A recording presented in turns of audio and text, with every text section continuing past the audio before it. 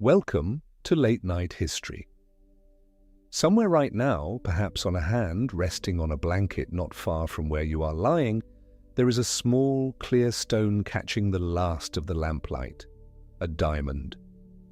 We have decided as a species that it means something, that it is precious, that it is worth a great deal. And it is, but not for any of the reasons we usually tell ourselves. The real story of that stone has almost nothing to do with love or money or the window of a shop on a busy street. The real story begins so far down and so far back that the numbers stop feeling like numbers and start feeling like a kind of darkness you could fall asleep inside. Because that diamond is old. Not old the way a castle is old or a manuscript or a forest. Old in a way that makes those things feel like they happened this afternoon. The diamond on that hand may be 3 billion years old, 3,000 million years. It was already ancient, already finished, already a perfect lattice of carbon locked tight against itself when the very first single-celled life was still learning how to exist in a warm and lifeless sea. There were no fish, there were no plants, there was no soil. There was barely an atmosphere worth breathing, and the diamond was already there, already old, waiting in the dark.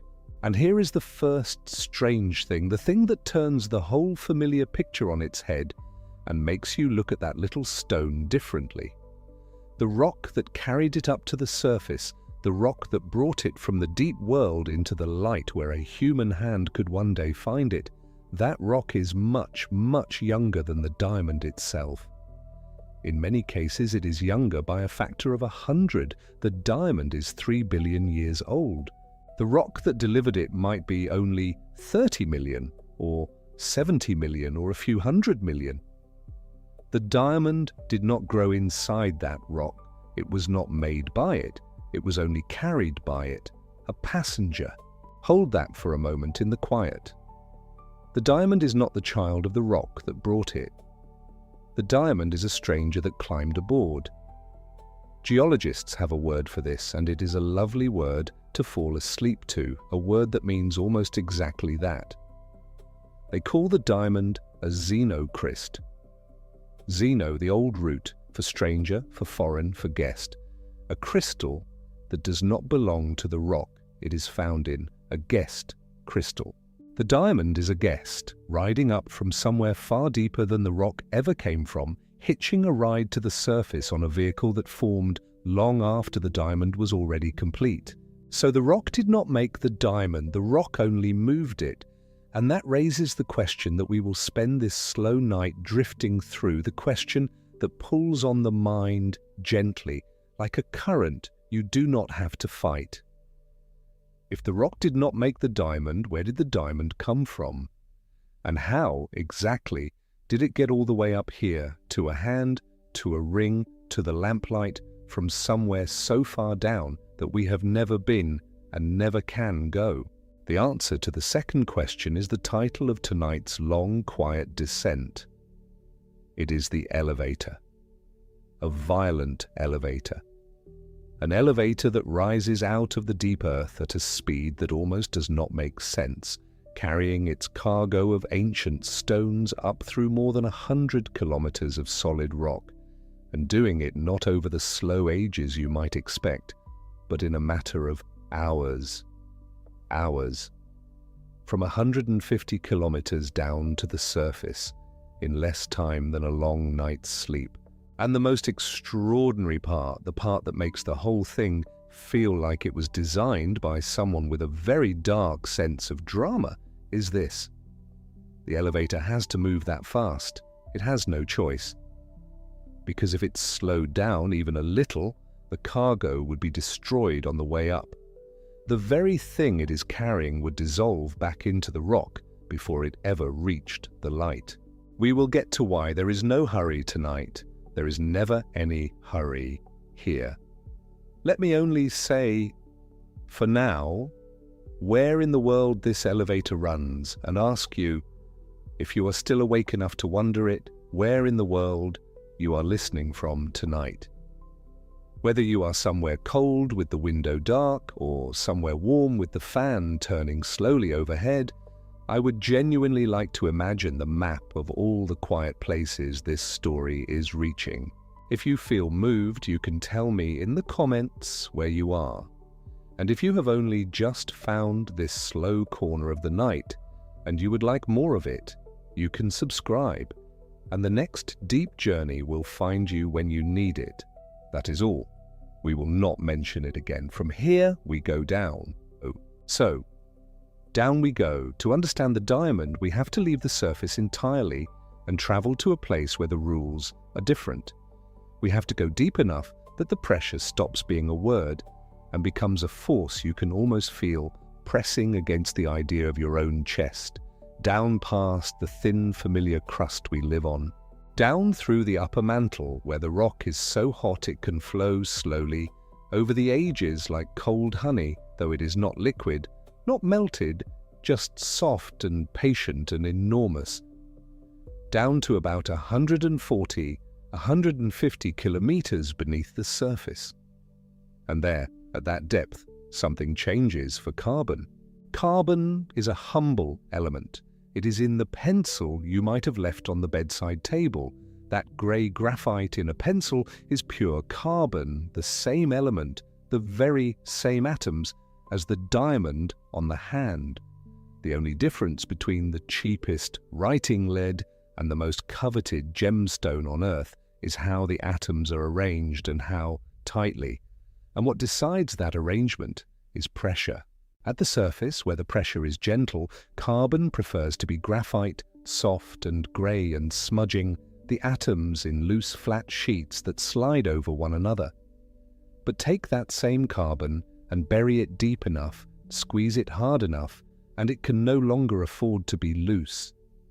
The atoms are pressed in from every side until they pack into a tight, rigid, three-dimensional cage, each atom bonded firmly to four others, no slack, no give, the hardest natural arrangement of matter we know.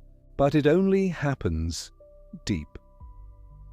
There is a depth beginning at roughly 140 to 150 kilometers down, below which the pressure is finally great enough, and the temperature is finally in the right cold enough range for carbon to become diamond and stay diamond. Geologists call this region the diamond stability field. It is a beautifully simple idea. Above that depth, carbon wants to be graphite. Below it, deep in that window, carbon can be diamond.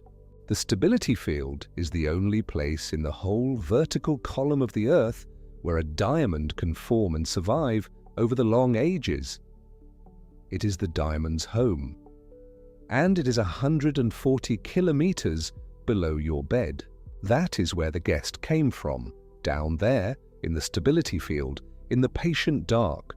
Over hundreds of millions of years, sometimes over billions, carbon atoms found one another and locked into that perfect cage and grew, slowly, atom by atom, into the stones we now call diamonds. They did not form quickly. They did not form from any single dramatic event.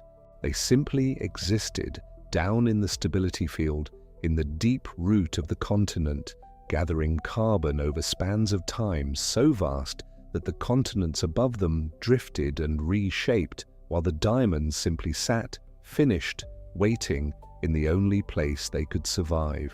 And here, gently, in the soft dark, I want to set down a small old myth, the way you might set down a book you have decided not to read tonight. You may have heard that diamonds are made from coal, that somewhere, long ago, a forest fell and was buried, and the pressure of the earth squeezed those dead plants down through coal and further still into diamond. It is a tidy story. It is the kind of thing that gets repeated until it feels true. But it is not true, and the reason it is not true is itself a lovely thing to drift on. Coal is made from plants. Plants made of carbon, yes, but plants. And plants are recent. Land plants did not cover the Earth until a few 100 million years ago.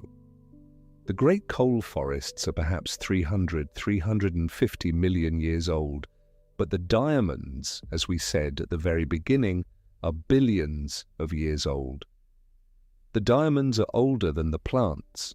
Most diamonds were already finished, already locked into their cages deep in the stability field, more than 2 billion years before the first tree ever grew, before the first leaf, before there was any green thing on the land at all. A diamond cannot be made from a forest that did not yet exist. The carbon in a diamond came from the deep earth itself, not from any living thing.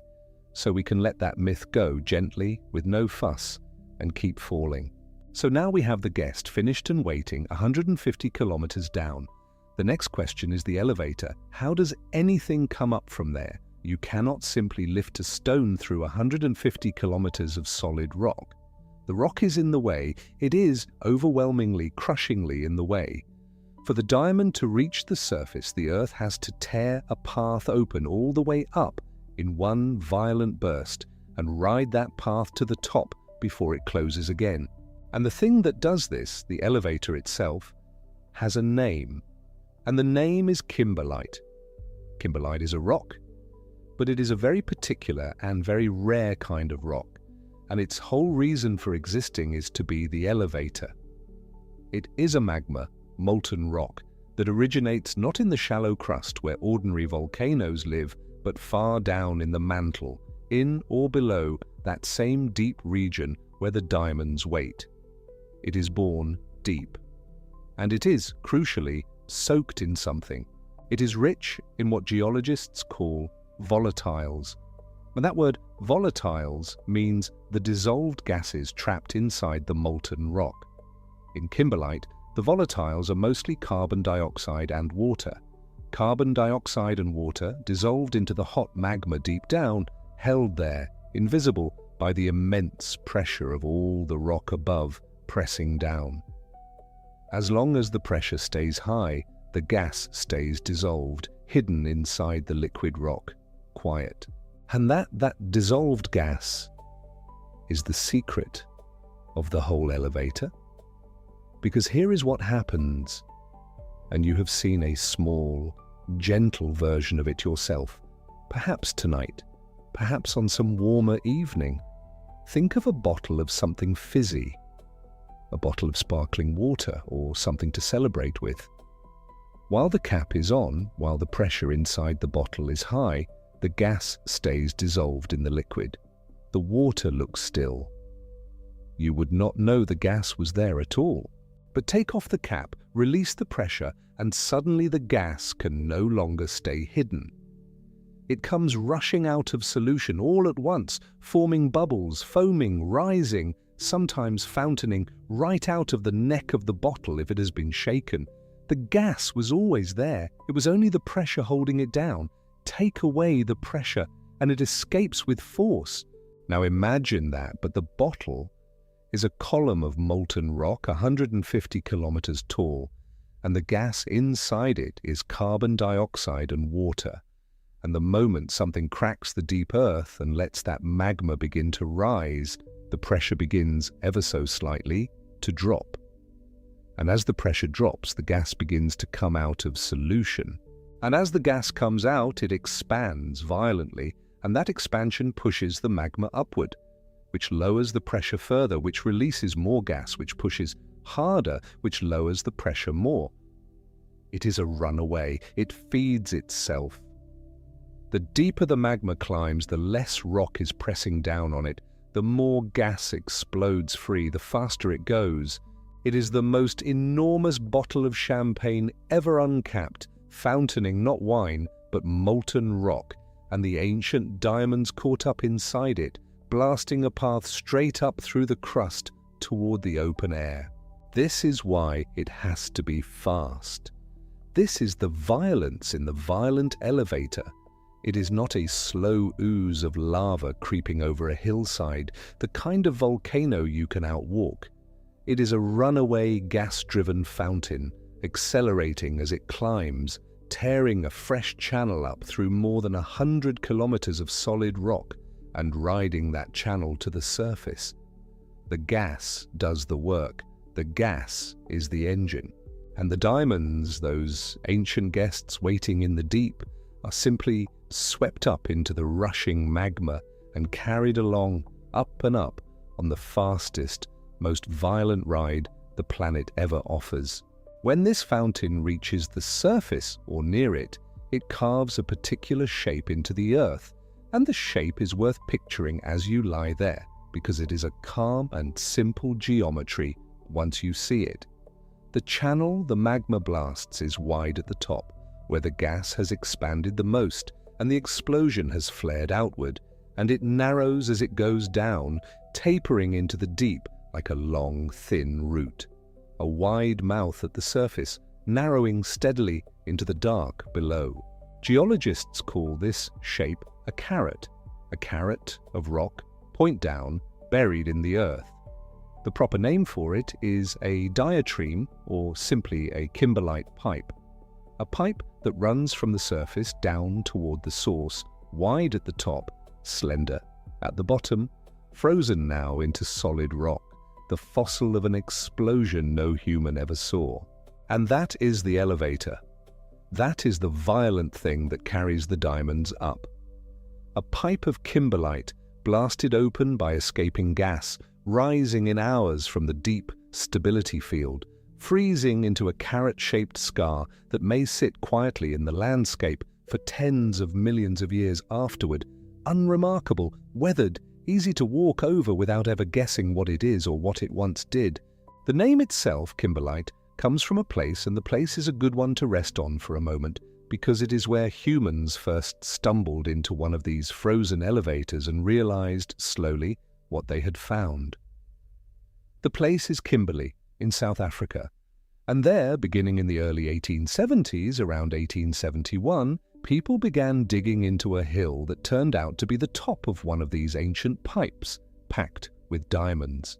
They dug and kept digging by hand, thousands of people hauling the rock up bucket by bucket until they had carved out one of the largest holes ever made by human hands without machines.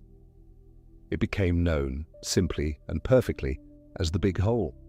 A vast pit in the ground where a hill once stood, dug entirely because 150 kilometers down and tens of millions of years ago, a fountain of gas-charged magma had carried a load of ancient diamonds up and frozen them in place. The rock was named for that town, Kimberlite. The elevator, named after the doorway where we first noticed it. And once you understand what kimberlite is, the strange relationship between the diamond and the rock makes complete and beautiful sense. The diamond is 3 billion years old because the diamond formed long ago, down in the stability field, in the deep continental root, in its own slow, patient time. The kimberlite that carried it is only tens of millions of years old, because the kimberlite is the eruption, the single violent event that happened to punch up through that deep root and sweep the waiting diamonds along for the ride. The diamond formed and waited for billions of years. Then, relatively recently, the elevator came. The eruption did not make the diamond. It found it, grabbed it, and ran for the surface. The diamond is the ancient guest. The kimberlite is the young vehicle. A xenocrystal, the stranger crystal, riding a rock 100 times younger than itself. This is why, when you understand it, the little stone in the lamplight stops being a piece of jewelry and becomes something closer to a returned traveler. It spent billions of years in a place no human will ever go, in the deep root of an ancient continent, in pressure and heat we cannot survive, in total darkness, perfectly still. And then, in a few violent hours, riding a column of exploding gas and molten rock, it was carried up through the entire thickness of the crust, faster than anything that deep has any right to move, and set down at the surface, where, after tens of millions of years of patient weathering exposed the old pipe, a human being eventually found it, polished it, and decided it was beautiful. It is beautiful, but it is beautiful for reasons we almost never stop to feel. It is a survivor of a journey we cannot imagine, a guest from a world we can never visit, and it arrived here by being thrown. Now, lying here in the warm dark, you might be circling the thing I said earlier and have not yet explained, the thing that gives the elevator its urgency, its desperation, its strange built-in danger. Why must it be fast? Why would the cargo dissolve if the elevator slowed down? It seems unfair, almost cruel, that the Earth would go to all the trouble of making a diamond over billions of years and then put it on a ride that could destroy it at the last moment. But that is exactly the situation, and it comes from the same simple fact we have already touched. A diamond can only stay a diamond where the pressure is high enough. That is what the stability field means. Down deep, the diamond is safe because the pressure keeps it locked in its cage. But as the diamond rises toward the surface, the pressure falls. And as the pressure falls, the diamond is no longer in the place where it is happy.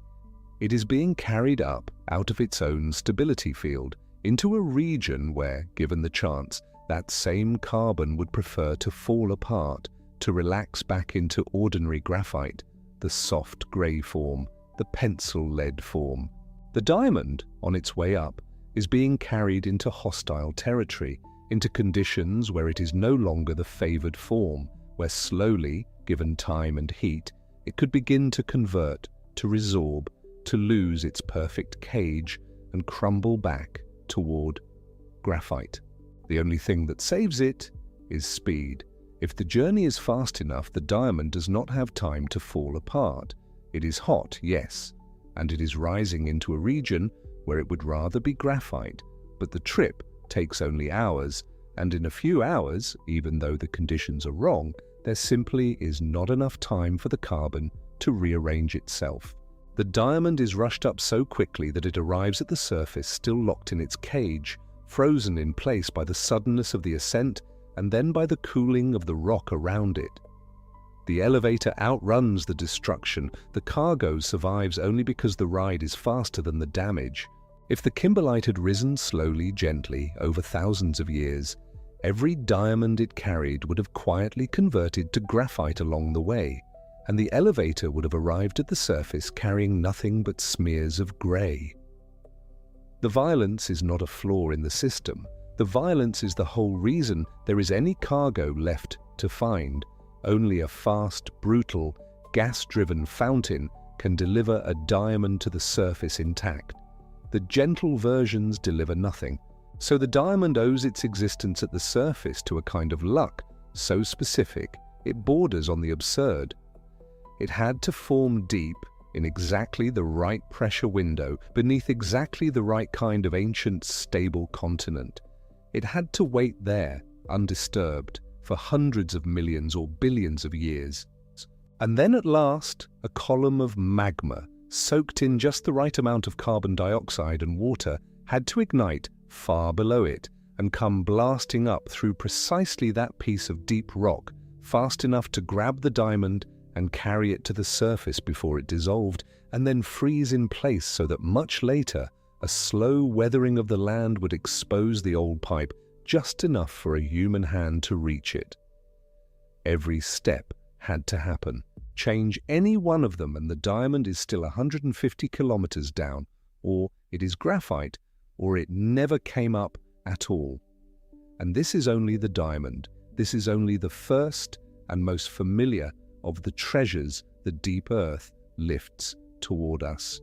There is the matter of where these diamonds truly come from when they come from far deeper still, from places so far down that the diamond stops being merely a gem and becomes a sealed container, a tiny armoured capsule smuggling samples of a world we could never otherwise touch.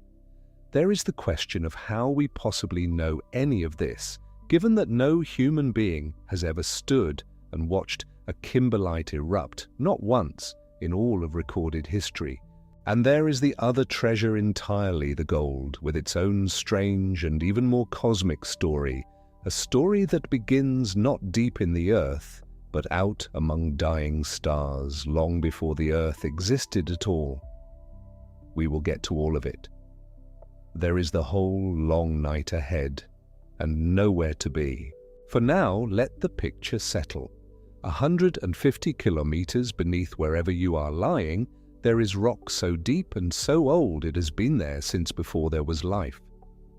And scattered through that deep rock in the patient dark are diamonds, finished, waiting, billions of years old, in the only place on Earth where they can survive.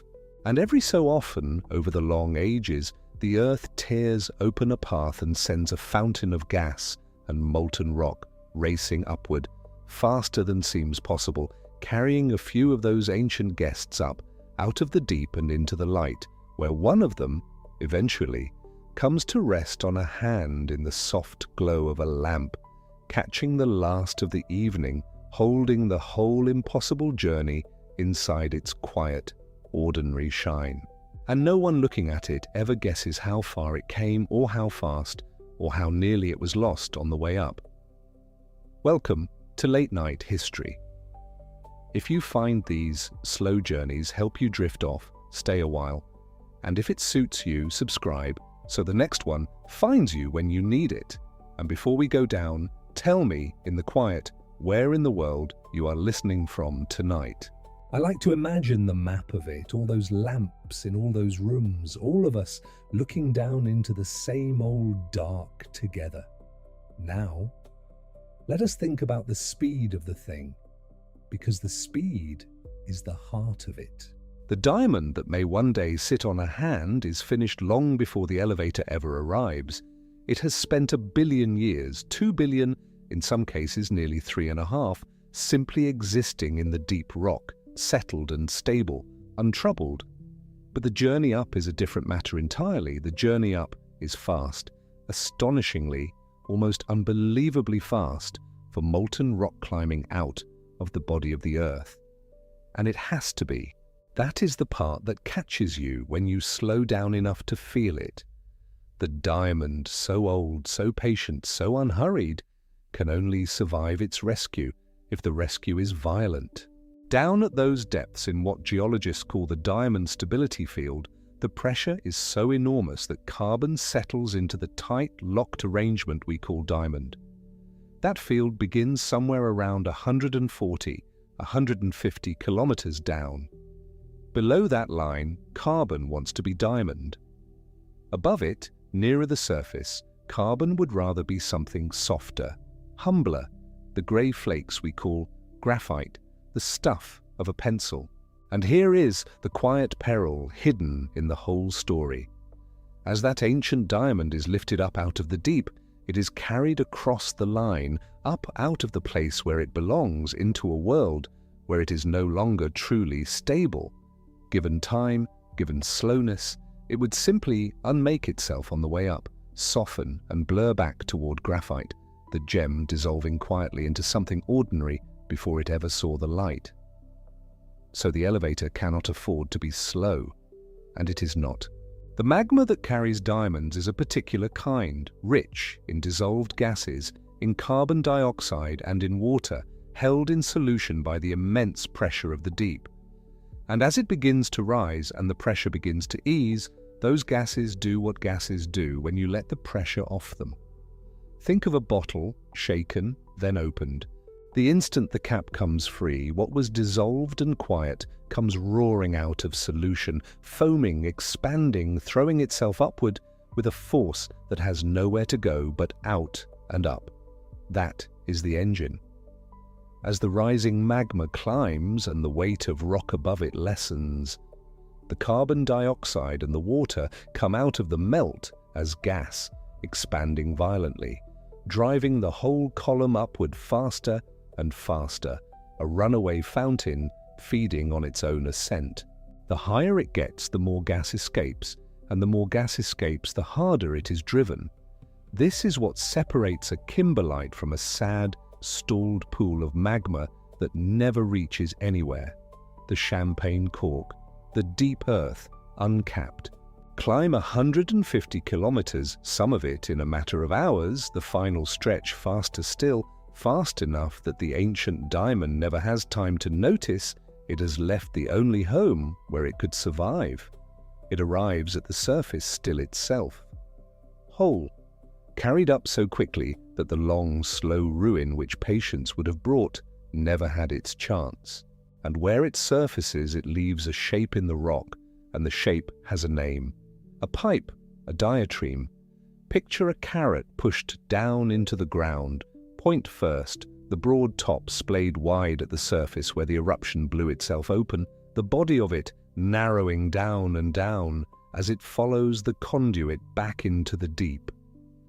That is the frozen scar of the elevator shaft, the throat through which the fountain came.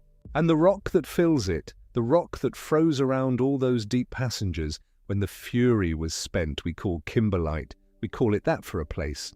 For Kimberley in South Africa, and for the great wound in the ground there that people came to know as the Big Hole, where in 1871 the diamonds were found, and where men dug and dug into one of these ancient pipes until they had carved out one of the largest holes ever made by human hands, chasing the cargo of one long-dead elevator. The name of a single South African town now sits on every one of these strange rocks the world over, wherever the deep has punched its way to the surface and left its diamonds behind. And here, while the picture is settling, let us put one tired old story gently to rest, the way you set down something you have been holding too long. You may have heard somewhere that a diamond is made from coal, that somewhere, under enough pressure and enough time, a lump of coal is slowly squeezed into a diamond. It is a tidy idea. It is also quietly not true. Coal comes from plants, from forests and swamps, from living things that pressed down into the earth and hardened. But most diamonds are older, far older than any plant that ever grew. They were already finished and waiting in the deep rock long before the first green thing crept onto the land, long before there were forests to fall and harden, long before there was any coal at all to make. The diamond did not come from a buried forest.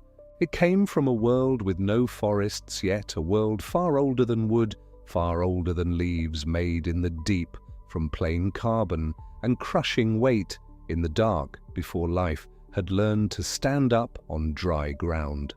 So let that go. The diamond is not the ghost of a forest. It is something stranger and far more patient than that. And yet, for all that we have described, the pipe, the champagne cork eruption, the hours scale race from 150 kilometers down, not one human being has ever seen it happen. No geologist has stood at a safe distance and watched the ground convulse and open, watched the gas-charged magma fountain upward and carve its carrot-shaped channel through 200 million years of overlying rock, watched the diamonds arrive at the surface still intact and cooling in the ejector. Not once. The youngest well-dated kimberlites we know of are still tens of millions of years old. The last elevator ran long before there was anyone on Earth to hear it.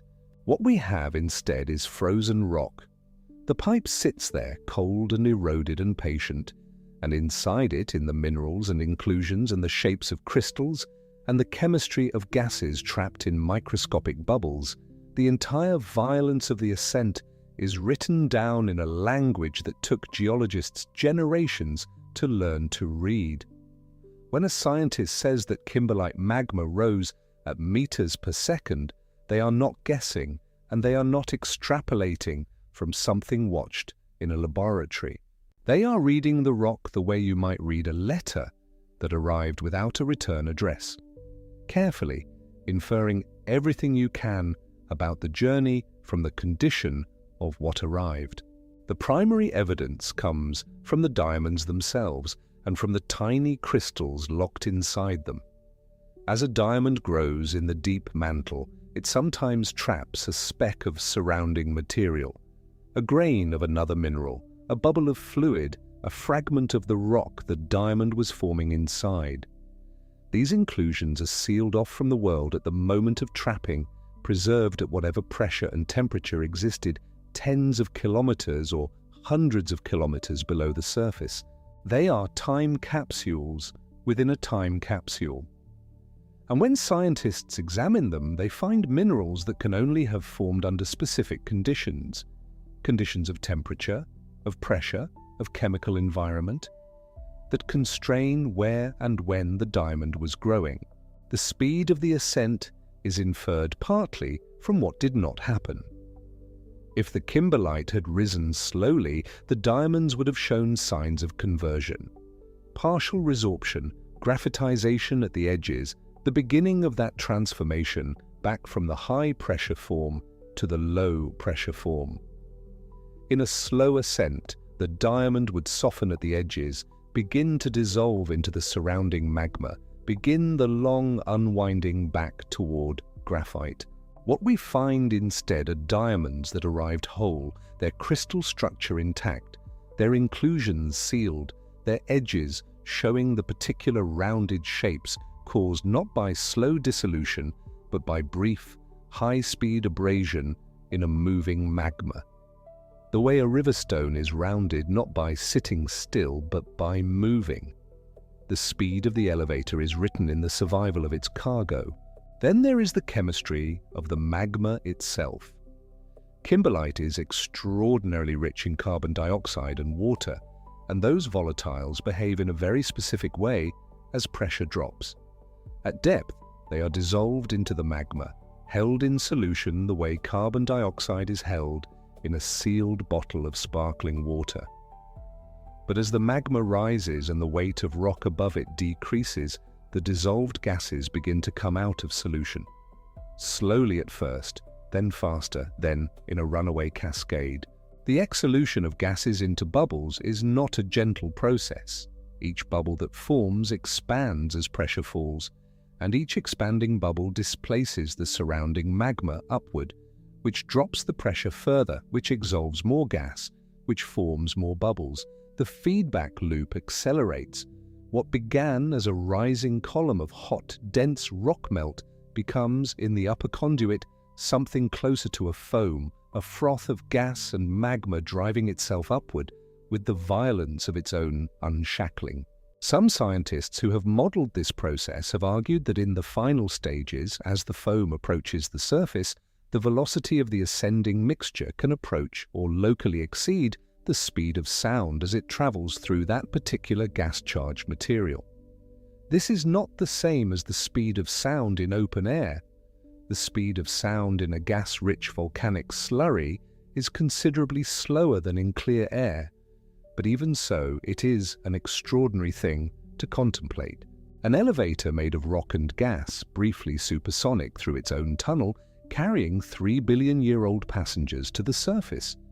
That particular claim sits at the edge of what the evidence can firmly support, and different researchers model it differently, with some arriving at those terminal velocities and others placing the final speed somewhat lower. What no one disputes is that the ascent from the deep was measured in hours, not years, not centuries, not the slow drift of geological time. Hours. From 150 kilometers beneath the ground to the air above, in a single human working day, if such a working day could be imagined in a world without humans yet to witness it. And here is what makes the rarity of diamonds feel almost mathematically cruel once you understand the system. The elevator, in a sense, runs constantly. There are more than 6,400 known kimberlite pipes and fields across the world, places where this violent, gas-charged eruption punched its way through the crust and announced itself in frozen rock. 6,400 of them scattered across the ancient cores of continents, recorded in the geological map of the planet like the marks of a repeated experiment. Of those, roughly 1,000 carry diamonds at all. The other 5,400 ran the journey, expended the extraordinary violence of the ascent, and arrived at the surface carrying essentially nothing of the crystalline cargo that makes this particular rock famous. They were elevators that moved, but the elevator car was empty. And of those 1,000 that carry diamonds, only about 50 to 60 have ever been rich enough concentrated enough, worth the extraordinary cost of mining to make the endeavor economically viable, 50 or 60 pipes out of more than 6,000 attempts. The conditions required to produce diamonds in the first place are so demanding, the window for their preservation so narrow, the geometry of the conduit so particular, that the overwhelming majority of kimberlites arrive at the surface as just another strange rock. Interesting to a geologist, valuable to no one else. You could spend a lifetime cataloguing kimberlite pipes and never find one worth mining.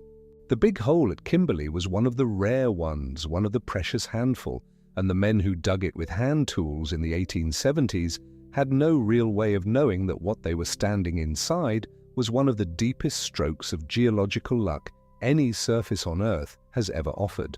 To understand why some kimberlites carry diamonds and others do not, you have to understand something about the part of the planet that the elevator passes through on its way up. Not the final stretch, not the upper crust, but the deep foundation. The cold, ancient, almost unimaginably old roots of the continents, the structures geologists call cratons, and the vertical extensions of those structures that reach down like keels of very old ships into the mantle below. A craton is the oldest part of a continent, not just old in the way that ancient mountains are old, worn down by rain and time, but old in the deepest sense. The stable, cold, intact cores of continental landmasses that have not been melted or substantially reworked in billions of years. The rocks at the surface of a craton may be 2 billion, 3 billion, even more than 3 billion years old. They are the first solid ground, the original crust, the parts of the world that formed when the planet was young and have remained coherent ever since, while younger rock was laid down around them, and oceans opened and closed, and mountain ranges rose and fell across the rest of the globe. And below the surface, a craton extends downward far beyond what you might expect. The cratonic root, sometimes called the lithospheric keel, reaches down not tens of kilometers, but in some cases more than 200 kilometers below the surface, a cold, dense, rigid foundation that anchors the continent to the deeper mantle, the way the keel of a ship sits below the waterline and provides stability against the current. This root is crucial for diamonds in a way that takes a moment to appreciate fully. The diamond stability field, the window of pressure and temperature within which carbon forms diamond rather than graphite, begins at roughly 140 to 150 kilometers depth. To have diamonds forming and surviving, you need to be inside that window, and you need to stay there continuously for a very long time. The cratonic root is cold compared to the surrounding mantle. It has been sitting there, not melting, not being stirred by the convection of the deeper rock, for billions of years. And because it is cold, the temperature gradient through it is shallow. The diamond stable zone is wide, thick, extensive. A deep, cold, ancient cratonic root is a refrigerator, in the most literal geological sense of the word. It maintains, through sheer age and thickness and thermal stubbornness, the conditions within which diamonds can exist and not revert. If you want diamonds, you need this refrigerator. You need an old, cold, thick, stable continental root that has been holding the temperature steady kilometer by kilometer for a span of time that makes the history of all life on Earth look brief. This is why diamonds are almost never found beneath young, geologically active crust. Young crust is warm and disturbed, the temperature gradient is steep, and the diamond stability field, if it exists at all, is thin and transient. A diamond that happened to form there would not survive for long. The deep chemistry conspires against it. Only beneath the cratons, beneath the oldest and coldest and thickest roots, does the refrigerator run long enough and cold enough to preserve these crystals through the immense span of time between their formation and the kimberlite eruption that finally carries them upward. The diamonds themselves tell you this. When you date a diamond, when you measure the age of its inclusions or apply the methods available to geochronology, you find that most diamonds are not the age of the kimberlite that delivered them. They are far, far older. Most gem diamonds are between 1 billion and 3.5 billion years old. Some may be older still.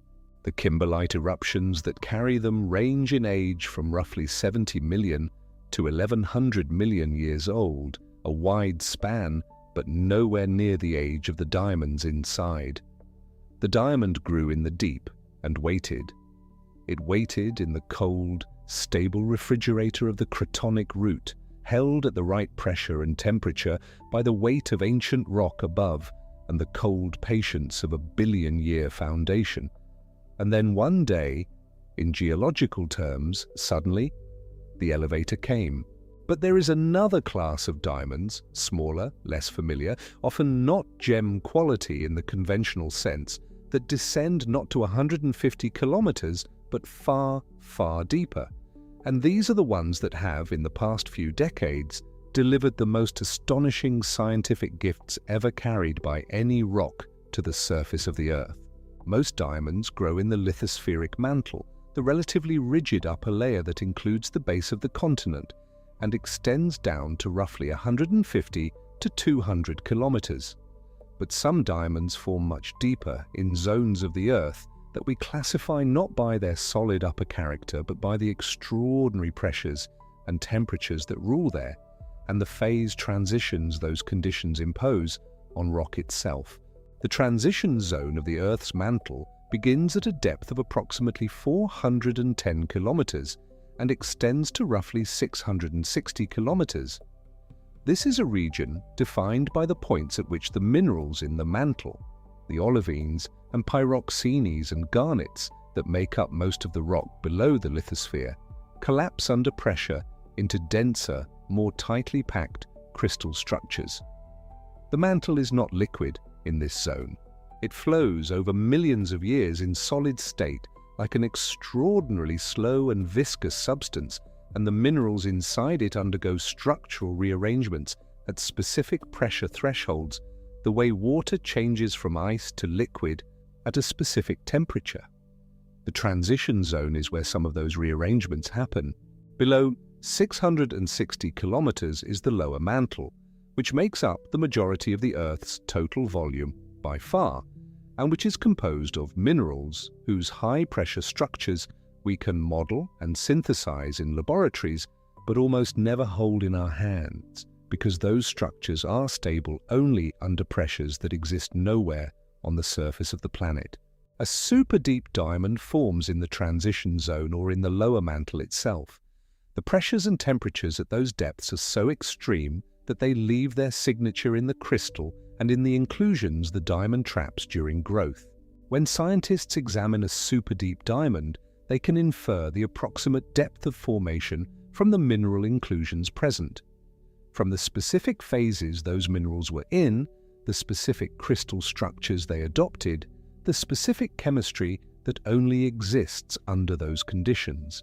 Superdeep diamonds have been inferred to originate at depths ranging from 300 kilometers to perhaps 700 or 800 kilometers, and in some cases the evidence points even deeper, toward 1,000 kilometers below the surface.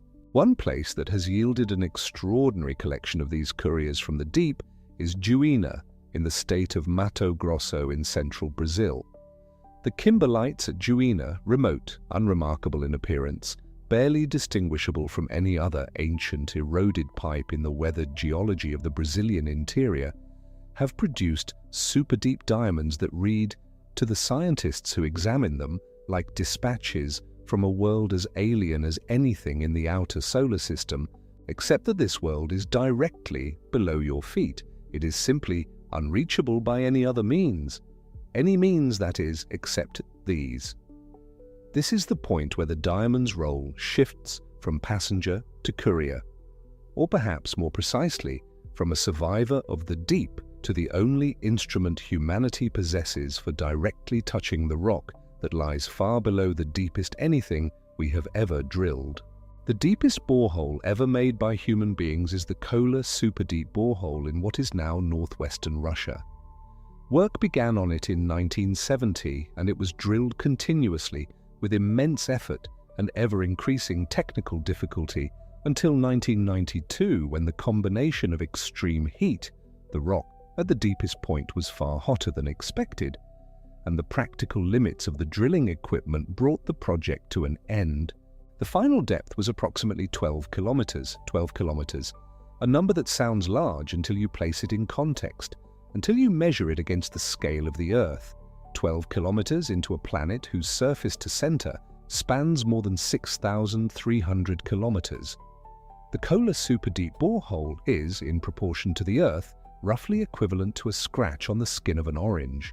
A superdeep diamond forming 400 or 500 or 600 kilometers below the surface outsamples the deepest thing humanity has ever physically drilled by a factor of more than 60 times deeper than our best technology could manage. With decades of dedicated effort and the resources of a superpower, these crystals grew. And then they rode the kimberlite elevator to the surface, and then they sat in river gravels or weathered kimberlite soils waiting to be found. And when they were finally examined in a laboratory, they carried inside them, sealed and intact and perfectly preserved, samples of a world we cannot otherwise visit. The diamond does not just sample the deep. The diamond is the only way into the deep that the deep has ever offered us. And what it has offered us in the past few decades has been genuinely, quietly, almost incomprehensibly astonishing. The minerals trapped inside these superdeep diamonds are minerals that can only exist under the pressures of the transition zone and the lower mantle, pressures that cannot be sustained at the surface, that require the weight of hundreds of kilometers of rock above them to hold their crystal structures together. The moment you release that pressure, those minerals begin to change. They convert, or they collapse, or they expand and crack their container. They are substances that belong to another version of the Earth entirely, held stable only by conditions that exist nowhere we can go, except inside a diamond.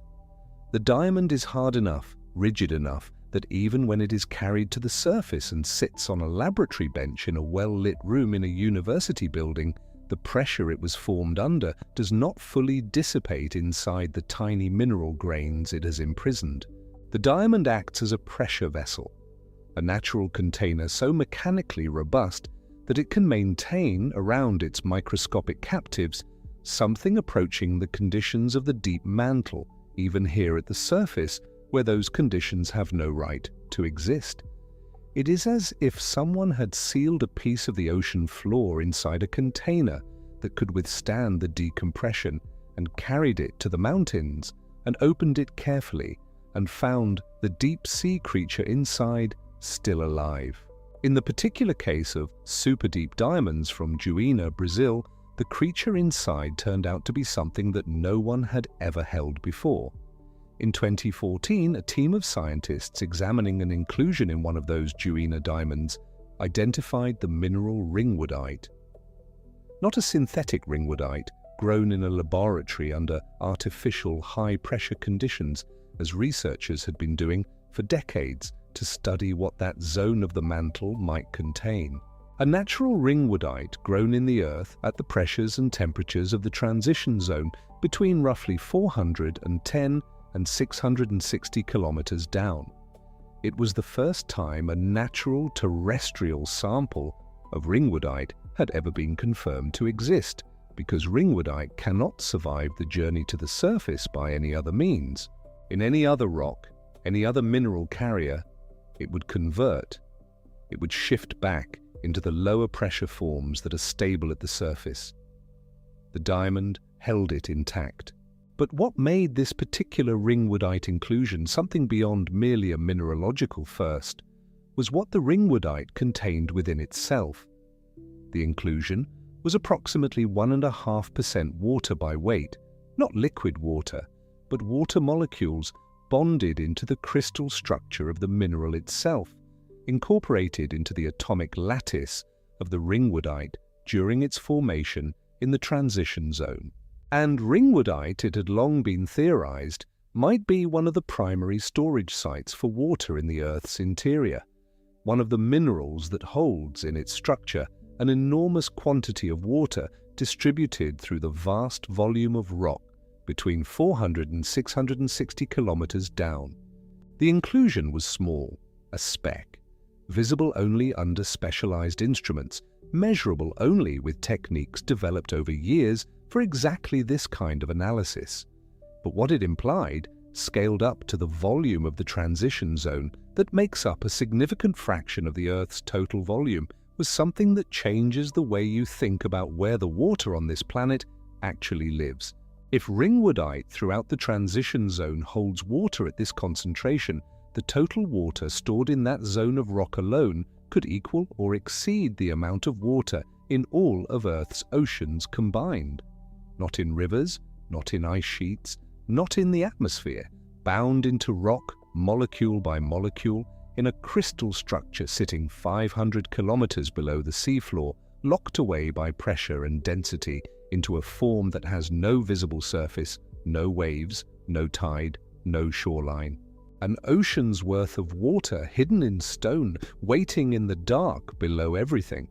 One tiny inclusion in one diamond from one kimberlite in Juína, Brazil, and the picture of where Earth's water actually resides shifts in a way that decades of other research could not quite manage to settle. That is what the diamond carried up from the deep. That is the nature of the courier. 4 years later, in 2018, a different superdeep diamond, this one from South Africa, yielded a different surprise, though one with its own particular quality of wrongness, of something existing where your intuition insists it cannot. Inside this diamond, scientists found ice, not the ordinary ice of freezing temperatures and winter nights, the ice you know, a form of ice called ice-VII, a high-pressure phase of water that forms not by cooling, but by compression, by squeezing water so hard that its molecules are forced into a denser, more ordered crystal structure than ordinary ice. Ice-VII does not form at normal pressures. It requires pressures equivalent to those found at depths somewhere between 600 and 10 and 800 kilometers below the surface. It exists in the diamond inclusions as the only natural occurrence of ice-VII ever confirmed on Earth. The International Mineralogical Association gave it formal recognition as a new mineral, ice, formerly named as a mineral, found inside a diamond. Think about what this means for a moment. Ice, a phase of water, the substance that runs in rivers and falls as rain and fills the oceans, exists inside the Earth at pressures so extreme that it forms a crystal structure that has no place on the surface, and a diamond carried a sample of it all the way up through the entire depth of the mantle and delivered it intact to a laboratory where it could be confirmed and named. The image is almost too strange to hold steadily. Ice that forms not from cold but from compression, preserved in a pressure vessel of carbon, riding an elevator of gas-charged magma through 150 kilometers of rock. And here it is, on a bench, in a building, under a microscope. 3 years after that, in 2021, the list of impossible deliveries grew again. Another superdeep diamond and another small, imperfect, scientifically incalculable stone was found to contain an inclusion of the mineral davemaoite, calcium silicate perovskite, to give it its chemical description, a compound of calcium, silicon, and oxygen that is predicted by geophysical models to be one of the most abundant minerals in the lower mantle, present in enormous quantities in the rock between 660 kilometers deep and the outer boundary of the core itself. Predicted, modeled, synthesized in high-pressure laboratory apparatus, but never before this diamond actually confirmed as a natural sample, because calcium silicate perovskite, davemaoite, converts instantly the moment the pressure holding its structure together is released. It transforms into other minerals so rapidly that even a rapid trip to the surface in a kimberlite without the protection of a diamond cage would be enough to destroy it. It is a mineral that exists in enormous abundance in the deep earth and is essentially invisible from the surface. There is no way to retrieve it. There is no drill that reaches deep enough, no sample return mission, no chemical technique that can recover its structure once the pressure goes. Except for a diamond. The diamond held the pressure. Even at the surface, even sitting in a collection, even mounted for examination, the cage of carbon surrounding the davemaoite kept it compressed, kept it in its lower mantle form, maintained around it the conditions that its structure required, prevented it from converting. A mineral that exists hundreds of kilometers down, preserved at the surface solely because the hardest natural material on Earth happened to trap a grain of it and hold that grain under the remnant pressure of its own formation. It is a preservation that should not work, logically. It works anyway. Human beings have never physically reached deeper than 12 kilometers into the Earth. The Kola superdeep borehole is there in northwestern Russia, capped now, quiet, its deepest point sitting in rock that is already far above the diamond stability field, far above the transition zone, nowhere near the lower mantle. We have never drilled into the world below that point. We have never taken a drill sample from the mantle. We have no machines that can survive the pressures and temperatures that exist even at the top of the mantle, let alone at 400, 600, 1,000 kilometers down. And yet here, in a laboratory, resting in a sample container after a journey of hours through the interior of a planet, is a piece of the lower mantle. A mineral from a world as far from our experience as the surface of another planet, delivered by an eruption that no human has ever seen, carried by a crystal formed before the earliest animals, outsampling the very best of human engineering by a factor that should embarrass the machines. The deepest thing humanity has ever drilled sits 12 kilometers down. The diamond came from at least 30 times that depth, and in some cases 60 times. The elevator, for all its violence, for all the reconstructed fury of its gas-charged ascent, did something that all the engineering of the 20th century combined could not quite manage. It brought up a piece of the deep and delivered it to the surface, intact, sealed, waiting. And the story does not end with what the diamond carried. It continues downward and outward simultaneously into the origin of the other thing the title named, the gold. And that story begins not in the mantle at all, not in any part of the earth, but in the sky above a dying star, in the last moments before a collision between objects so dense that the mathematics required to describe them strains the ordinary human imagination. The gold in the earth is older than the earth itself, older than the sun. It was forged in events so violent that they make a kimberlite eruption look by comparison like a quiet morning. And understanding how it came to be here and why so much of it should have been permanently beyond reach, and why, against what the chemistry demands, we can actually find it and mine it and hold it, requires going back before the planet existed at all, to the stellar furnaces and the catastrophic mergers that made the raw material of everything we are standing on. But that is where the next descent begins. The gold in your hand, if you are wearing any tonight, or the gold somewhere in the room around you, in a circuit or a wire, or a thin coating on a connector you have never thought to look at, that gold is not from here. It was not made here.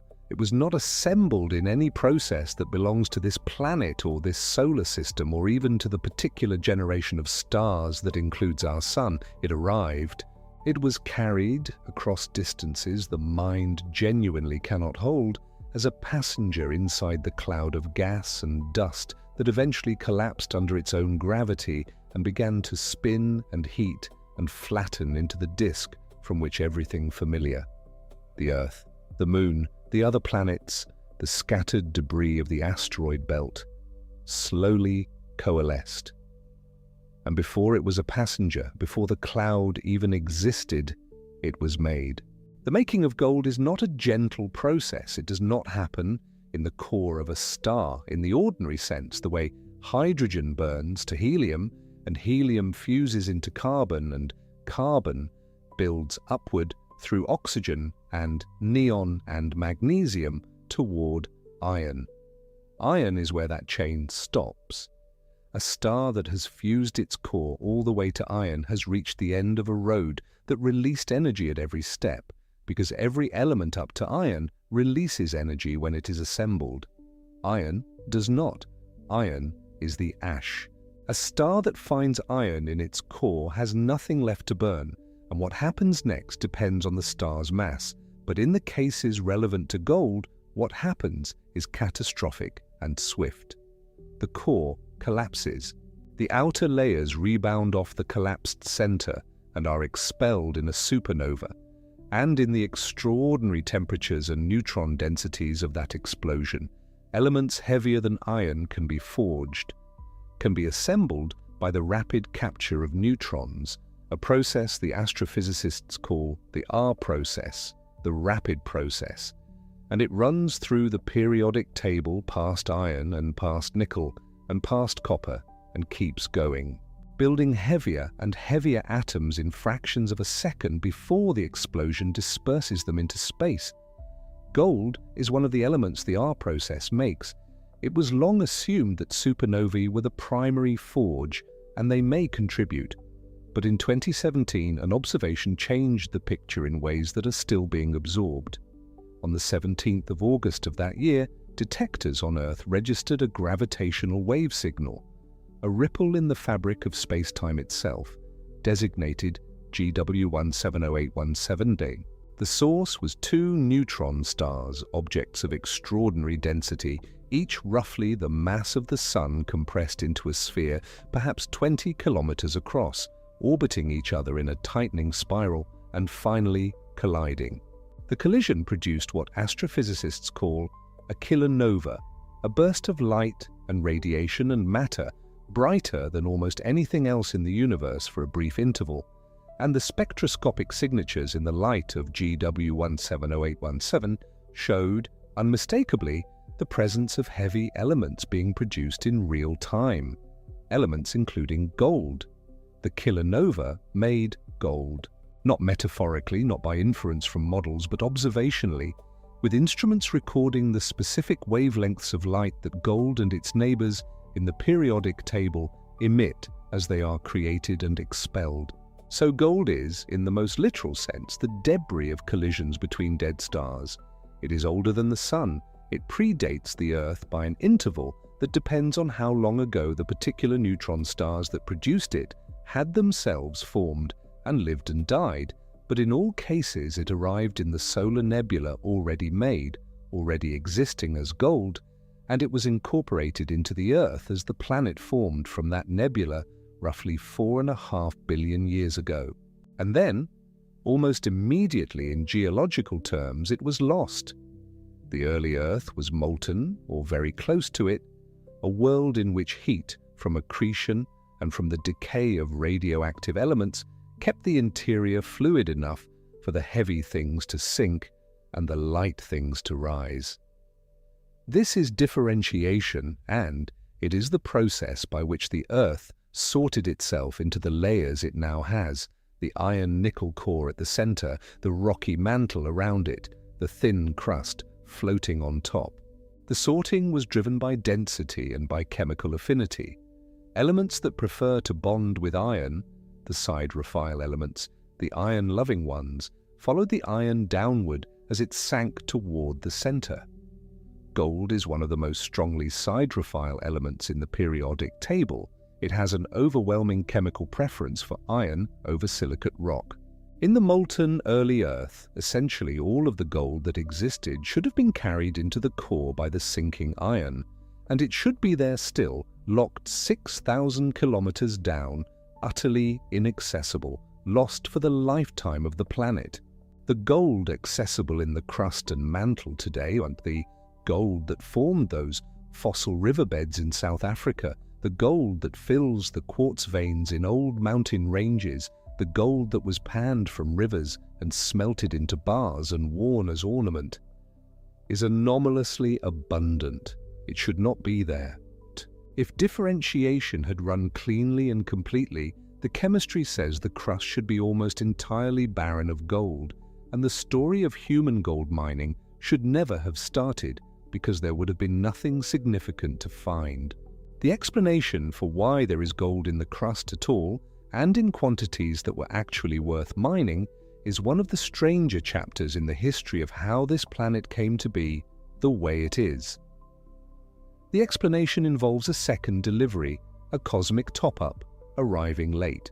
The scenario is called the late veneer, sometimes grouped with the broader period known as the late heavy bombardment, and it goes roughly like this.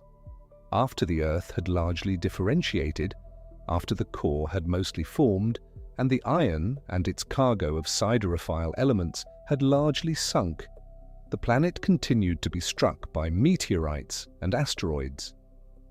The solar system in its early history was a crowded and violent place. Debris was everywhere, and the inner planets intercepted a great deal of it.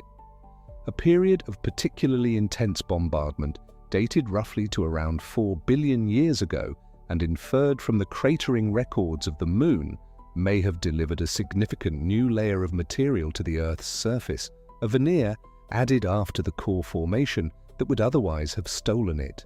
That veneer included gold-bearing meteorites because the core was already formed when this material arrived, or because it arrived too late and too cool and too dispersed to efficiently sink.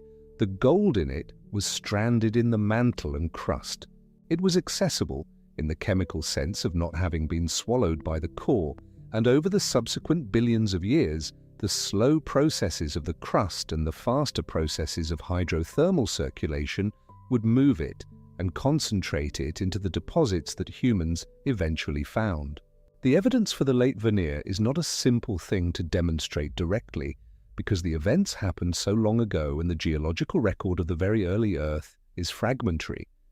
But one line of support comes from a set of ancient rocks in Greenland at a place called ice-VII, which preserves some of the oldest surviving pieces of Earth's crust. Studies of the tungsten isotopes in those rocks, published in 2011, showed a pattern consistent with material being added to the Earth's mantle after the core had finished forming. Tungsten, like gold, is siderophile, but a particular isotope of tungsten is produced by the decay of hafnium, and the relative proportions of these isotopes in the ice-VII rocks suggest that the final stages of accretion added a layer of new material to the Earth after its differentiation was substantially complete. The tungsten does not prove the late veneer in the way that a direct observation would, but it is consistent with it, and it fits into a broader picture in which the gold we mine and wear and plate onto connectors is essentially a cosmic gift, delivered by impact after the planet had already sorted itself and nearly buried its treasure forever. There is something quietly astonishing about standing on that ground. The gold was made in the death of stars that lived and died before the sun existed. It crossed interstellar space embedded in the cloud that became the solar system. It fell into the early Earth. It almost sank irretrievably into the core. It was rescued, if rescue is the right word for a collision of asteroid and planet, by a second wave of impacts arriving after the core was already sealed. And then it sat in the mantle and the lower crust for billions of years, waiting for the processes of the Earth's surface to find it, concentrate it, move it somewhere a human hand could reach. Those processes are the next chapter of the descent, and they are slower than the kimberlite's violent fountain, and slower than the neutron star collision that forged the gold in the first place, but they are in their own way just as thorough. And understanding them requires going back to something mentioned earlier. The diamond's role, not just as a passenger in the kimberlite, but as a sealed box, a pressure vessel so perfect that it can carry intact to the surface things that have no right to exist at the surface at all, because the story of the super-deep diamonds does not end with their depth, it ends with what is inside them, and what is inside them is stranger than the diamonds themselves. Consider what it means to grow a crystal at 500 kilometers down, or at 700, or possibly at 1,000. The pressures at those depths are measured in units that require a moment to register. Hundreds of thousands of times the pressure of the atmosphere, at the Earth's surface. The temperatures are high enough to keep rock partially or fully molten in some zones, or to drive mineral transformations that simply do not occur anywhere near the surface. The minerals that are stable at those depths are not the same minerals that are stable in your hand on a laboratory bench at ordinary atmospheric pressure and room temperature. They are different phases with different crystal structures, different chemical arrangements, that are only possible under conditions that exist deep in the Earth and nowhere in ordinary human experience. When a crystal grows at those depths and traps a tiny fragment of its surroundings, a bubble, a grain, a speck of the mineral it was growing alongside, it seals that fragment inside itself. And if it is a diamond, and if it eventually rides a kimberlite to the surface, the diamond does something extraordinary. It holds. The diamond crystal lattice is rigid enough and strong enough to maintain, inside a tiny inclusion, something very close to the pressure that existed when the diamond was growing. The inclusion is squeezed by the diamond from all sides, and that squeeze prevents the mineral inside from transforming into whatever phase it would prefer to be at surface pressure. The diamond is a time capsule. More precisely, it is a pressure capsule, a miniature version of the deep Earth, preserved and delivered to a surface where, without the diamond's grip, its contents would instantly and irreversibly change. In 2014, scientists examining a superdeep diamond from Juína in Brazil, the same region that has given researchers some of the most scientifically significant deep diamonds ever studied, found an inclusion of the mineral ringwoodite. This was, at the time, the first confirmed terrestrial sample of ringwoodite ever recovered. Ringwoodite is a form of olivine. Olivine being one of the most abundant minerals in the upper mantle that exists in the high-pressure conditions of the mantle transition zone, the region roughly between 410 kilometers down and 660 kilometers down, where the structure of the mantle changes, where the crystal forms of common minerals reorganize under the increasing pressure into denser packing arrangements. In that zone, ordinary olivine transforms into wadsleyite and then into ringwoodite. Not different chemicals, but different architectures, the same atoms arranged differently because the pressure demands it. Ringwoodite had been made in laboratories. It had been found in meteorites, where the shock of impact creates transient pressures high enough to form it. But no one had ever held a piece of ringwoodite from inside the Earth itself, because bringing it up is effectively impossible. Any sample carried up through the mantle by normal geological processes would transform back into ordinary olivine long before it reached the surface. Except inside a diamond. The diamond from Juína held a tiny grain of it, still ringwoodite, still in the high-pressure phase, preserved by the cage around it. And the ringwoodite contained water. Not liquid water, not a droplet or a bubble, but water incorporated into the crystal structure itself. Hydrogen and oxygen atoms bound into the mineral lattice in a way that is chemically real and measurable, but would not look like water if you could see it. The inclusion in the Juína diamond was approximately 1.5% water by weight. That number sounds small until you consider the scale of the transition zone it came from. The mantle transition zone between 410 and 660 kilometers depth contains an enormous volume of rock. If the ringwoodite throughout that zone contains water at anything like the concentration found in that inclusion, then the amount of water bound in the rock of the transition zone is very large indeed. Estimates have suggested it could be comparable to the total volume of water in all the oceans on the surface, held not as liquid, but as a chemical component of the mineral structure, distributed through hundreds of kilometers of rock that we have never sampled except by this one accidental courier. One diamond, one inclusion the size of a few hundred microns, evidence carried from 400 kilometers down of a hidden reservoir of water in the interior of the planet that may be vast enough to rival the oceans we can see and sail and swim in. The transition zone has not been directly sampled by any drill or any instrument, The deepest borehole, as mentioned, reached 12 kilometres. The transition zone begins at 410. We know what is in it through the indirect methods of seismology, the way earthquake waves travel through and reflect from boundaries, and through laboratory experiments that recreate high pressures and temperatures, and through the mineral inclusions in superdeep diamonds. The diamonds are the only physical samples. They are the only things that have been there and come back. 4 years after the ringwoodite discovery, another superdeep diamond yielded something equally unsettling. A diamond from South Africa. The precise locality details are less widely reported than its content. Contained an inclusion of ice. Not ordinary ice. Not the ice that forms in a freezer or on a winter road or in the polar caps.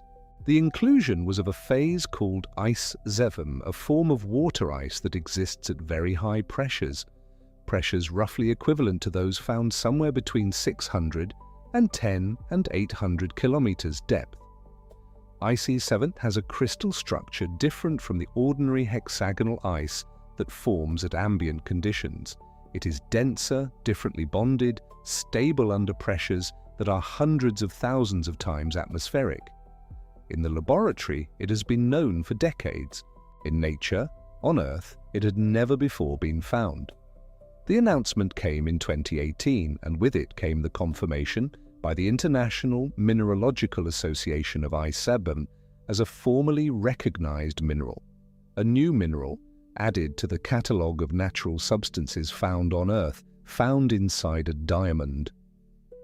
The diamond from South Africa carried, sealed in its rigid cage, a form of ice from conditions equivalent to more than 600 kilometers down. Ice in a diamond from the deep mantle. The word uncanny does not quite cover it. The ordinary ice of a glass of water and the ice-VII of the deep earth are both made of the same hydrogen and oxygen atoms, and yet they are as different in structure and in the conditions they require as chalk and diamond eye, which is to say, as different as two versions of the same element can possibly be. And then, in 2021, came perhaps the most philosophically arresting of the superdeep inclusions. A diamond, again from the suite of stones that have yielded so many deep surprises, contained davemaoite.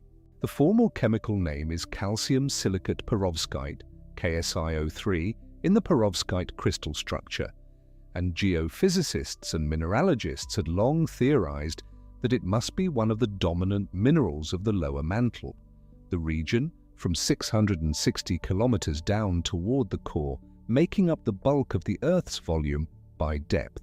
Models of the lower mantle predicted that calcium silicate perovskite should be there, abundant, important, shaping the way the lower mantle flows and convects and moves heat. But no one had ever held a piece of it because it cannot survive the journey to the surface. The moment the pressure is released, the moment the crystal exits the conditions that stabilized it, calcium silicate perovskite transforms. It reorganizes into other phases, into the calcium silicate minerals that are stable at lower pressures. It is, in this sense, a mineral that destroys itself the instant it is freed. You cannot bring it up from the lower mantle any more than you can bring a bubble of deep ocean water up through a pressure release without it changing what it is. Except, and this is the thing, except inside a diamond. The diamond that held the davemaoite maintained pressure on the inclusion throughout the journey from the lower mantle to the surface, all the way through the kimberlite ascent. Through the millions or hundreds of millions of years, the diamond may have sat in the kimberlite pipe before being mined through the processing and examination in the laboratory. The rigid cage of the diamond crystal never let the pressure drop low enough to trigger the transformation. The davemaoite sat inside, stable, unchanged, still calcium silicate perovskite, still in the phase that belongs to a world hundreds of kilometers below the one we live in. When the researchers confirmed it, when they examined the inclusion and established through X-ray diffraction and other methods that they were looking at genuine calcium silicate perovskite, genuine davemaoite, the International Mineralogical Association approved it as another new mineral, new to the official catalogue of naturally occurring minerals found on Earth, despite being theorized for decades, because theory is not the same as a specimen.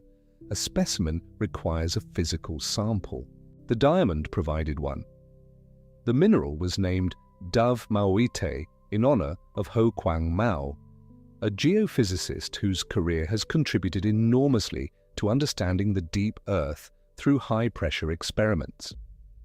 The thing that dies the instant its cage breaks, sitting on a laboratory bench because the cage never broke. There is a quality to these discoveries, the ringwoodite, the ice-VII, the davemaoite, that goes beyond the scientific content, though the scientific content is significant enough.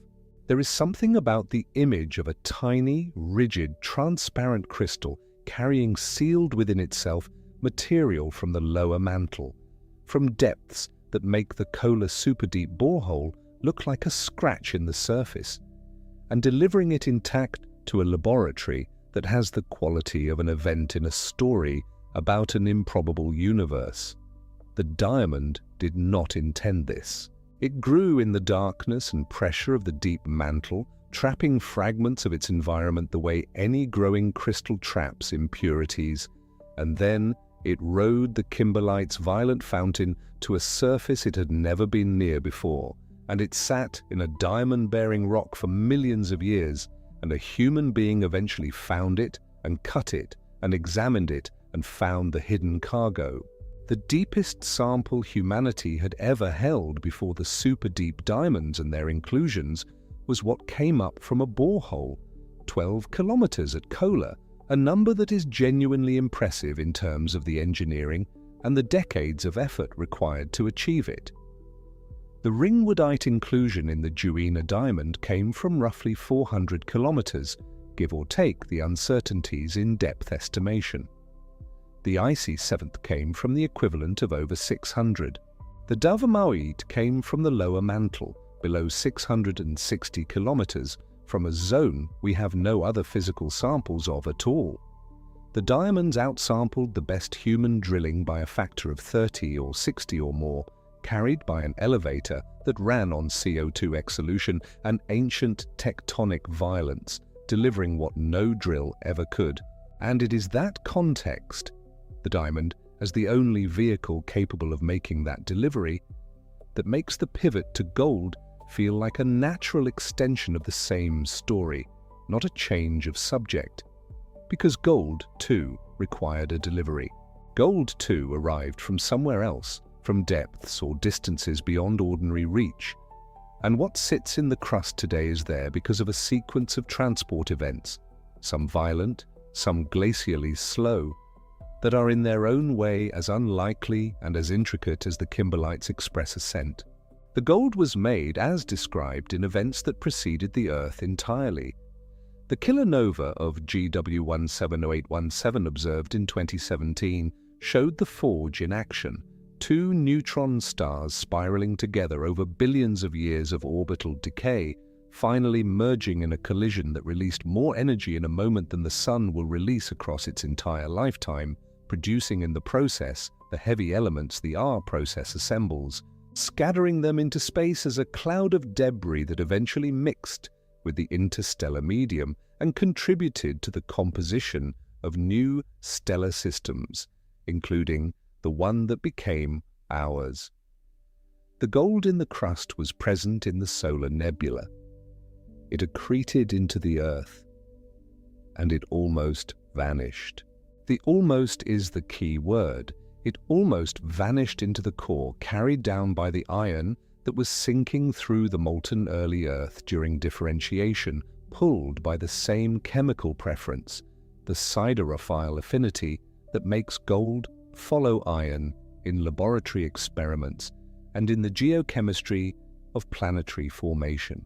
If the Earth's differentiation had been perfectly efficient, if every gold atom had followed every iron atom all the way to the center, the story of gold in the human sense would be very short, and would end with the words, "There wasn't any," not in the crust, not in the mantle in any accessible sense, locked in the core 6,000 kilometers down, as permanently beyond reach as anything on this planet can be. But differentiation was not perfectly efficient, and the late veneer arrived afterward, and so there is gold. Not much, not by the standards of the raw amount that must be in the core, but enough.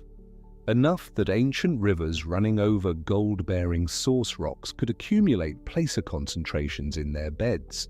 Enough that hydrothermal fluid circulating through the crust during mountain-building events could scavenge trace gold from enormous volumes of rock and redeposit it, concentrated in fractures and veins. Enough that a single ancient basin in South Africa could hold nearly half of all the gold humanity would ever mine, laid down in the beds of rivers that flowed when the atmosphere of the Earth contained almost no oxygen and the most complex life on the planet was microbial.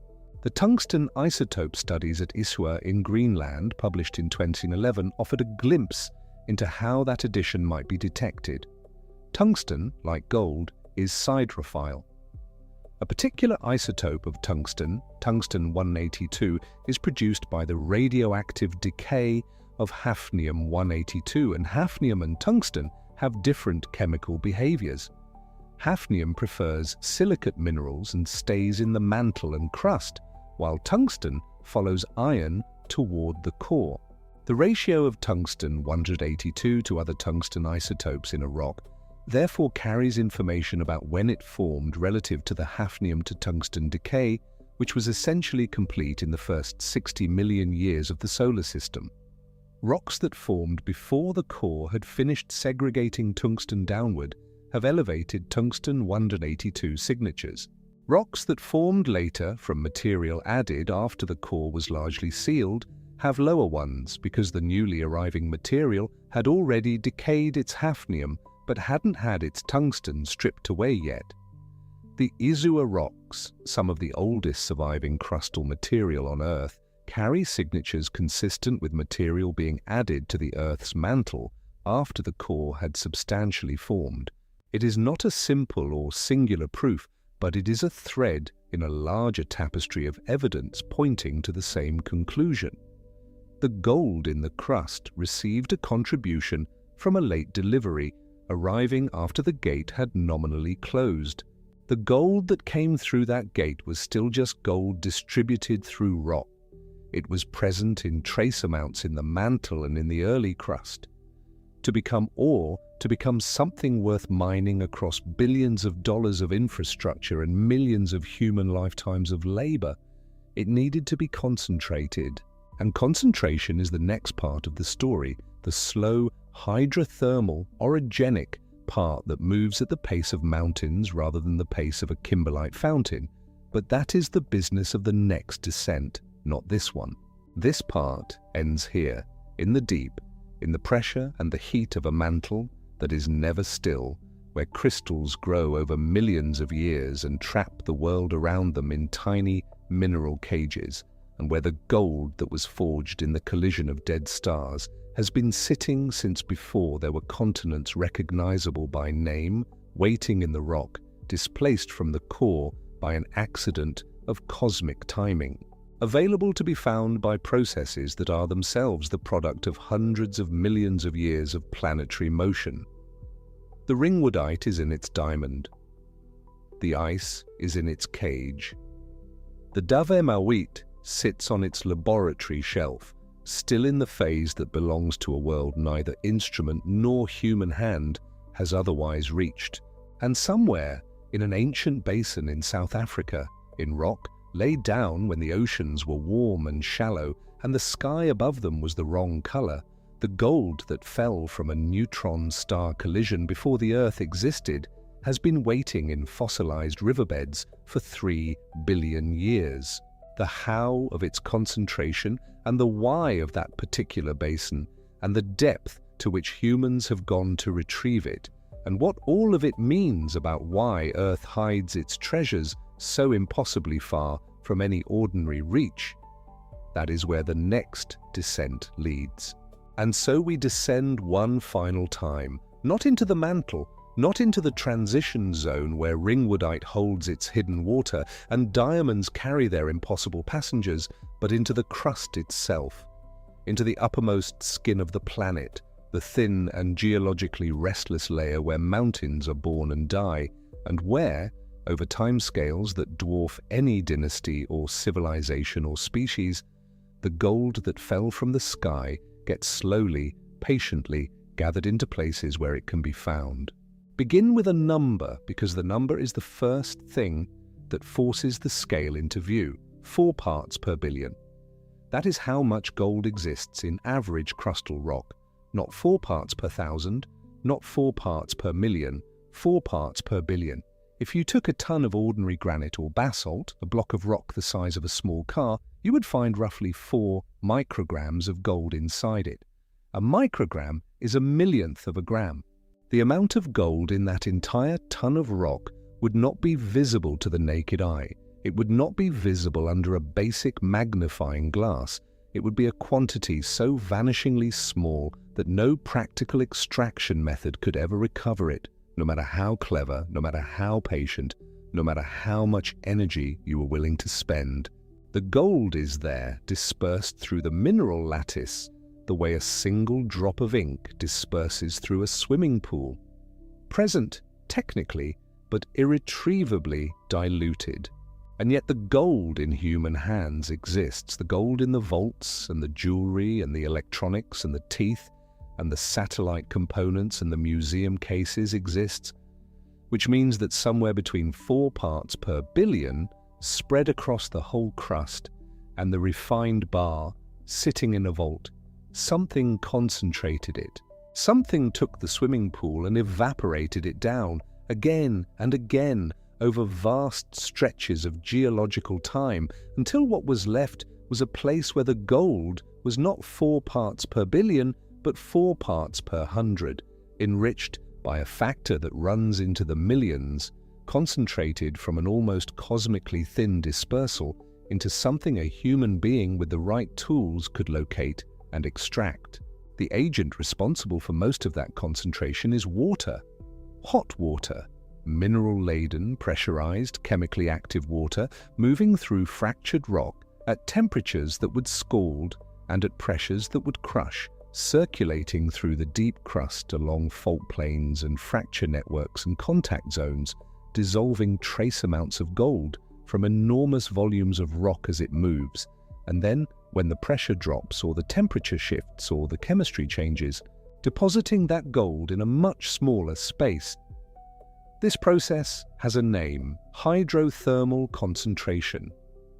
The fluids responsible are called hydrothermal fluids, from the Greek words for water and heat. And the setting in which they are most productive is orogeny, the building of mountains. When continents collide or oceanic plates subduct beneath continental margins, the resulting compression buckles the crust upward into mountain ranges, and that deformation does several things simultaneously that are useful for gold. It creates fracture systems through which fluid can move. It generates heat, which drives fluid circulation. It metamorphoses rock in ways that release gold from its original mineral hosts. And it produces, in the shear zones and fault systems associated with the mountain building, precisely the kinds of pressure and temperature gradients that cause dissolved gold to come back out of solution and plate itself onto the walls of veins and fractures in concentrations that can be mined. These deposits are called orogenic gold deposits, and they account for a substantial fraction of the gold humanity has historically recovered. The famous gold veins of California, the lode deposits of Western Australia, the reef systems of Zimbabwe, all orogenic, all the product of mountains building and hot fluids moving through the fractures the mountains made, all the end result of a concentration process that operated over millions of years and enriched an original 4 parts per billion dispersal by factors that can reach into the millions. Picture the process at a scale you can hold in your mind. Take a block of the deep crust somewhere down in the realm of 10 or 15 kilometers below the surface, in the hot, compressed, deforming root zone of a mountain belt. The rock there is being squeezed and heated. Water that has been buried with the subducting slab, or that has been metamorphically released from hydrous minerals in the rock as the temperature rises, begins to move upward and laterally through every fracture and weakness it can find, the way water moves through a sponge when you squeeze it. This water is not clean. At those temperatures, 300, 400, sometimes 500 degrees Celsius, and under those pressures, it is a powerful solvent, capable of dissolving metals from the minerals it passes through. Gold dissolves into it at the parts per billion scale from the vast volumes of rock the fluid contacts. Now the fluid moves upward toward lower pressures, toward cooler rock. And somewhere along that path, something changes. The pressure drops sharply as the fluid enters a zone of fractures opening above it. The temperature falls. The chemical composition shifts as the fluid interacts with new rock types, and the gold, which was held in solution by a specific combination of temperature, pressure, and chemistry, can no longer stay dissolved. It precipitates. It plates out of the fluid onto the walls of the fracture, sometimes as microscopic grains in a quartz vein, sometimes as visible threads or flakes. The quartz grows around it, the fracture seals, and the gold sits there, locked in its vein, waiting. This is the mechanism that produces most of the world's mineable lode gold. It is slow, it is patient, it operates at timescales of millions of years and across rock volumes that are measured in cubic kilometers. It is, in every sense, a geological process operating at geological speed, the absolute opposite of the kimberlite's hours-scale violence, where the kimberlite erupts and reaches the surface in what is, by geological standards, an eye blink. The hydrothermal system circulates and deposits and seals, and is uplifted and eroded and perhaps recharged over spans of time that make the kimberlite's journey look instantaneous. And there is a class of deposit that makes this process stranger still, because in some places the gold produced by hydrothermal concentration is not visible even when the concentration has done its work over millions of years and enriched the original dispersal by many millions of times. In some of the world's largest and most economically important gold districts, the gold is there, the enrichment has happened, the concentration is sufficient to mine, and you still cannot see the gold at all. Nevada holds some of the best examples.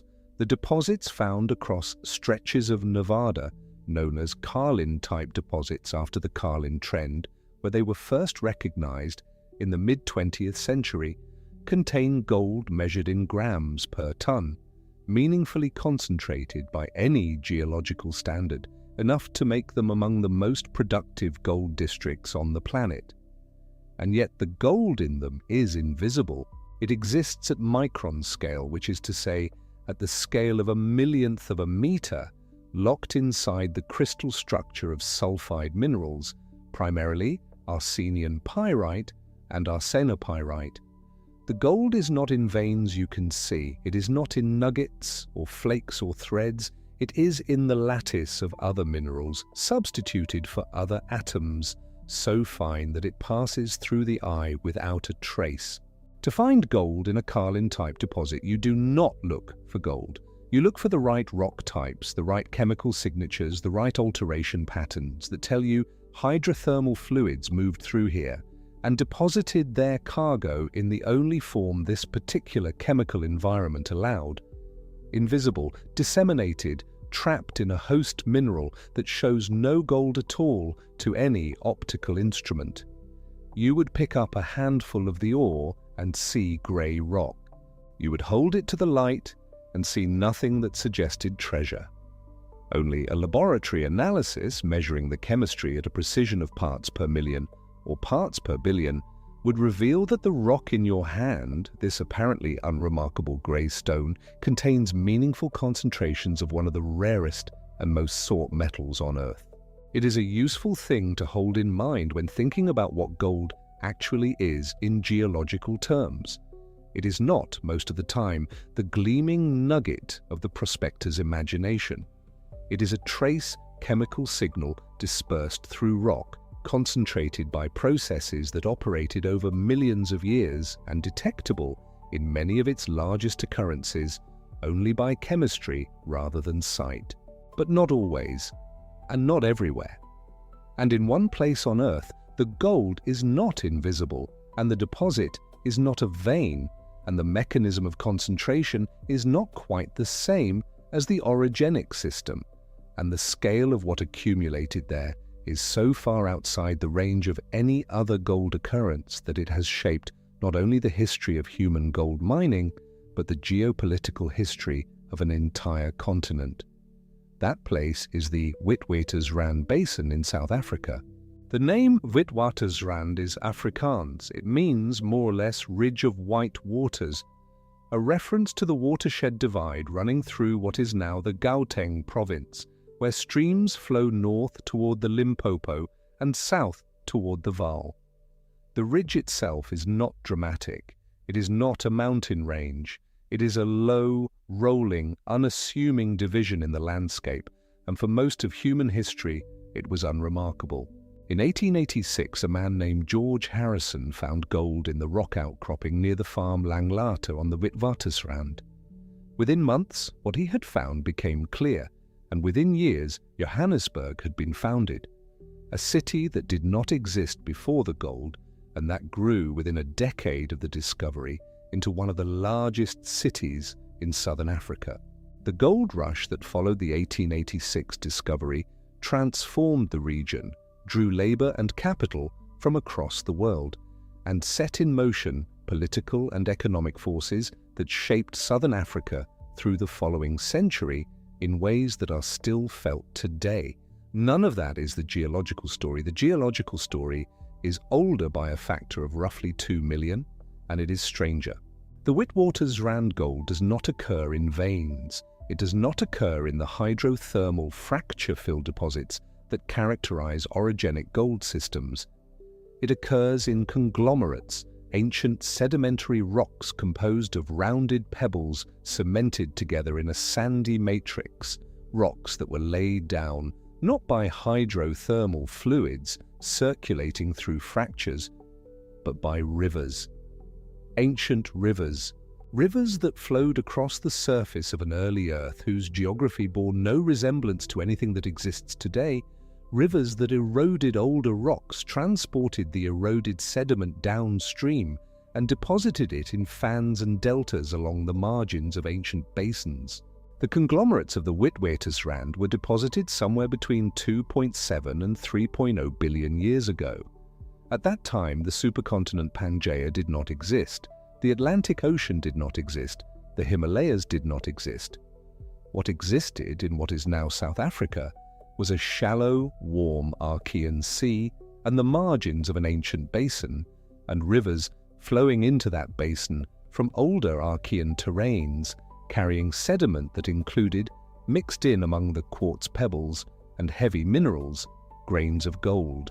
The gold had been eroded from older rocks, gold-bearing source terrains that no longer exist as recognizable geological units, worn down and recycled by the subsequent 3 billion years of geological activity.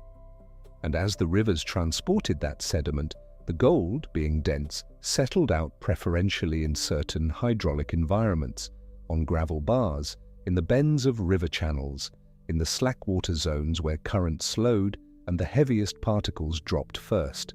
The same physical principle that made a gold pan work for 19th century prospectors, the principle that a dense mineral will sink and concentrate while lighter material washes away, operated across an entire river system, across an entire depositional basin over millions of years to produce conglomerates in which the gold was not dispersed at 4 parts per billion, but concentrated in layers, in bands, in reefs running through the sedimentary sequence, in a pattern that reflects the ancient topography of a river system that ceased to exist before complex life had evolved on Earth. The miners and geologists who work with Witwatersrand rock call these conglomerates bankit. The word is Afrikaans for a particular type of layered almond confection, a hard candy with embedded nuts, and the name captures something of the texture of the rock. The rounded pebbles in the conglomerate, worn smooth by their transport in ancient rivers, embedded in the sandy matrix, and cemented by subsequent geological processes, do look somewhat like the nuts in a piece of candy. The gold is there too in the bankit, concentrated in the pebble-bearing layers the way it was concentrated in gravel bars along the river, not invisible at micron scale in a sulfide lattice, but present as fine gold grains associated with the heaviest sedimentary fraction. The scientific story of how that gold got into the bankit has been debated with considerable sophistication over the past century. The original interpretation was a placer model. The gold was transported mechanically by rivers, exactly as described, deposited with the coarse sediment, concentrated by the same hydraulic sorting that concentrates gold in any alluvial system. A later school argued for a hydrothermal model. The gold was introduced after deposition, carried by fluids that moved through the already lithified conglomerate and deposited the gold in its pores and fractures. The current understanding is neither purely one nor purely the other, but something in between, a modified placer model that acknowledges that a detrital component almost certainly existed, that some gold was indeed transported and deposited by the ancient rivers, but that subsequent hydrothermal fluid movement through the rock remobilized and locally concentrated that gold further, moving it from its original distribution into the patterns actually observed in the ore. The rivers planted the seed, the fluids, hundreds of millions of years later, tended it. Whatever the precise balance of these processes, the result is this: a single sedimentary basin in South Africa holds roughly 40% of all the gold that humanity has ever extracted from the earth. Not 40% of the gold in South Africa, not 40% of the gold in sub-Saharan Africa. 40% of all the gold ever mined in the entire history of human civilization, from the placer workings of ancient Egypt to the mechanized deep mines of the present, from nuggets found in stream beds to the most advanced industrial extraction operations that exist. One basin deposited by rivers that no longer exist, in rocks nearly 3 billion years old. The number sits at the edge of what the mind can hold steady when looking directly at it. Every gold crown in every royal collection in the world, every bar in every vault that has ever been counted in any national reserve, every gram of gold wire bonded into every semiconductor ever manufactured, every wedding band, every religious icon, every gilded manuscript, every coin minted in the ancient world, gather all of it together, all of it, and roughly 2/5 of it traces its origin to this one ancient basin, these fossilized riverbeds, these rounded pebbles in a rock named after candy. There is one more thing the bankit contains alongside the gold, and it is a thing that opens a window onto the sky of the ancient world. Scattered through the Witwatersrand conglomerates, among the quartz pebbles and gold grains, are rounded grains of uraninite, uranium oxide, worn smooth by river transport, just as the quartz pebbles were. They are detrital grains, mechanically transported by the same ancient rivers that carried the gold, and their presence is, in the language of geology, a significant clue. Uraninite is not stable in oxygenated water. In the presence of dissolved oxygen, uraninite dissolves. If the rivers that deposited these grains had been flowing through an atmosphere and hydrosphere that contained appreciable free oxygen, the way the rivers of the modern world do, the uraninite would have dissolved in transit.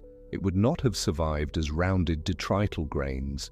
The fact that detrital uraninite exists in the Witwatersrand conglomerates, transported intact by those ancient rivers, tells us that when those rivers flowed, the oxygen content of Earth's atmosphere and surface water was so low that the uraninite could survive the journey. The Witwatersrand gold reefs are preserved in the rock of the Archean, and the sky above them when the rivers flowed was a sky without significant free oxygen. A sky whose colour, if you were standing under it, would have been entirely unlike the blue you know, tinted instead toward haze and rust by an atmosphere that had not yet been transformed by the oxygen that photosynthetic life would eventually produce. The gold in the Witwatersrand Banket is thus, in a quiet and unremarked way, also a record of ancient air. The treasure and the testimony came down the same rivers, and the rivers, and the rocks they deposited, have sunk. The Witwatersrand conglomerates are not at the surface. They dip downward into the basin at angles that carry them deeper as you move away from the outcrop zone where Harrison found his gold in 1886. The shallow reefs were mined first in the early decades after discovery, when the gold was accessible by the standards of the time. As those were exhausted, the mines followed the reefs deeper and deeper, and the rock gets hotter as you descend. The geothermal gradient, the increase in temperature with depth in the Earth's crust, is a constant that cannot be engineered away, only managed. The Mponeng mine, which operates in the Witwatersrand region west of Johannesburg, is among the deepest mines in the world. Its workings extend to depths exceeding 4 kilometres below the surface. 4 kilometres. The deepest borehole ever drilled by human effort. The Kola superdeep borehole in Russia, the same borehole whose 12 kilometres of depth is so thoroughly outsampled by the diamond's journey from 150 kilometres down. The Kola borehole was an extraordinary feat of engineering and will. The Mponeng mine goes a third of that distance not to drill a narrow scientific hole, but to create working space, to move ore, to maintain the infrastructure that allows human beings to labour there. At 4 kilometres below the surface, the rock temperature at Mponeng reaches approximately 60 degrees Celsius. 60 degrees is hotter than any fever, hotter than the temperature at which most food safety guidelines say a cooked dish should be served. It is a temperature that would be rapidly lethal if it were the ambient temperature of a working space, and so the mine is refrigerated. Cold air and ice slurry are pumped down into the workings to maintain temperatures at which the people working there can function. The mine's refrigeration infrastructure is a significant engineering system in its own right, a cold chain running kilometers into the earth to make a habitable bubble in rock that would otherwise be as hot as a very hot bath, and getting hotter with every meter of depth. The people working at those depths are working in an environment so far from the surface that the light above them might as well be on another planet. They are working in refrigerated caverns carved from rock that was laid down as riverbed sediment too. 9 billion years ago, chasing thin layers of conglomerate that bear gold grains transported by rivers that flowed before complex life existed, rivers that flowed under a sky without appreciable oxygen, rivers that eroded source rocks that have since been worn entirely away. The gold they are extracting is the product of a cosmic forging event, a neutron star collision or supernova that predates the solar system, followed by its delivery to a young Earth by meteoritic impact, followed by its concentration in the crust by a late veneer accident that saved it from the core, followed by its erosion from Archean source terrains by rivers flowing too.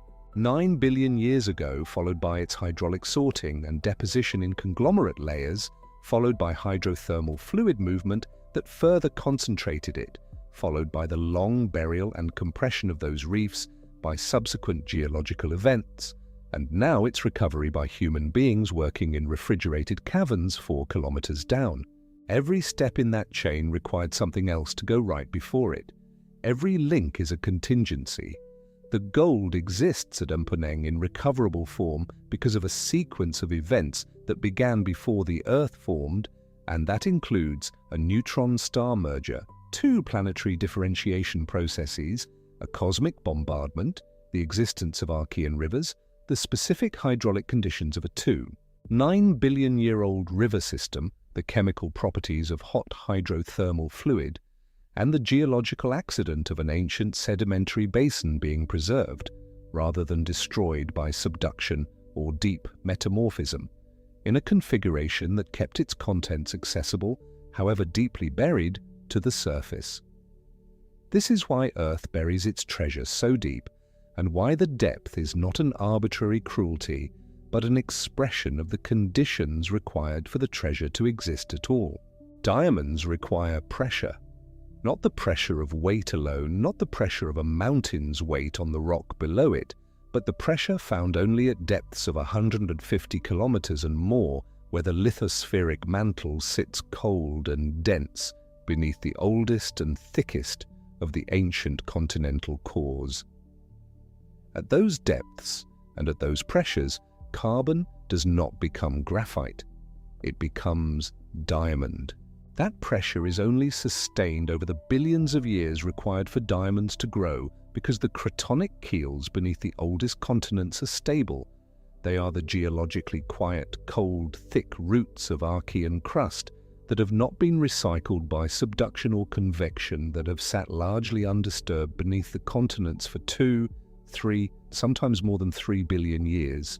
They are the refrigerators that keep the diamonds in the diamond stability field, the geological structures that make it possible for a crystal to grow over 1 billion years without being destroyed by the convective churning that would expose it to the wrong pressure or the wrong temperature. Gold, similarly, is deep.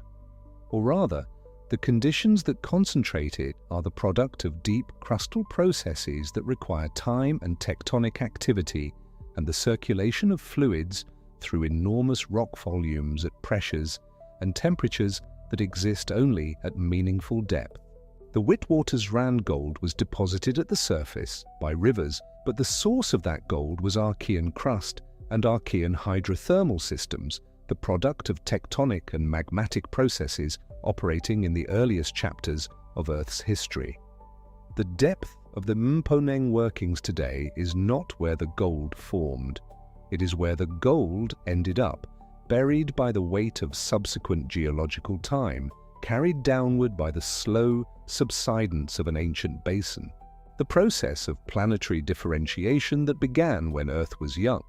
The same process that sank iron and the siderophile elements, gold among them, toward the core, stripping the early crust and mantle of accessible metals, also established the basic architecture of a planet in which valuable things would be concentrated at depth.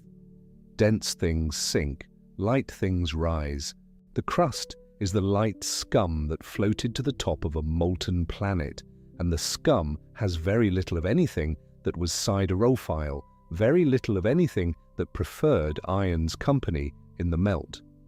What gold exists in the crust at all is there because of the late veneer top-up, the meteoritic supplement that arrived after the core had already formed, and that salted the accessible Earth with metals that had otherwise gone irretrievably deep.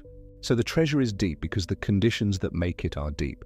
The diamond is at 150 kilometers because that is where the pressure and the temperature and the billion-year stability coincide. The gold is in Archean conglomerate because that is where the hydraulic sorting and the hydrothermal concentration operating over geological time in the specific tectonic and chemical environment of the early Earth produced a result that has no parallel elsewhere. The depth is not a barrier placed arbitrarily between the treasure and those who want it. The depth is the condition of the treasure's existence. Without the depth, without the pressure, without the temperature, without the time, without the specific geological environments that only exist far below the surface and far back in time, neither the diamond nor the gold would be there at all. What comes up from below, what the kimberlite delivers, what the mine extracts, is not treasure that happened to fall into a deep place. It is treasure whose very nature was forged by depth and time and violence and cosmic accident.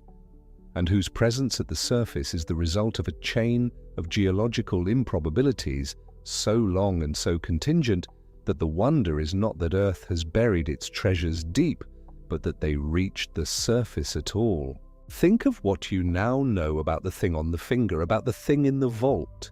The diamond, a crystal of carbon that may be 3 billion years old, that formed at a depth of 150 kilometres or more in the lithospheric mantle, that sat in darkness and pressure for 1 billion years or 2 billion years or 3, preserved in the cold root of an ancient continent, until, in what is, by the standards of the time it already spent underground, a brief and violent moment, a kimberlite magma charged with dissolved carbon dioxide began to rise from depth, uncapped like a shaken bottle, fountained upward at speeds measured in meters per second, carried the diamond as a passenger from 150 kilometers to the surface in a matter of hours, and spread itself across the landscape in an eruption that no human being has ever witnessed, that we reconstruct entirely from the frozen rock left behind.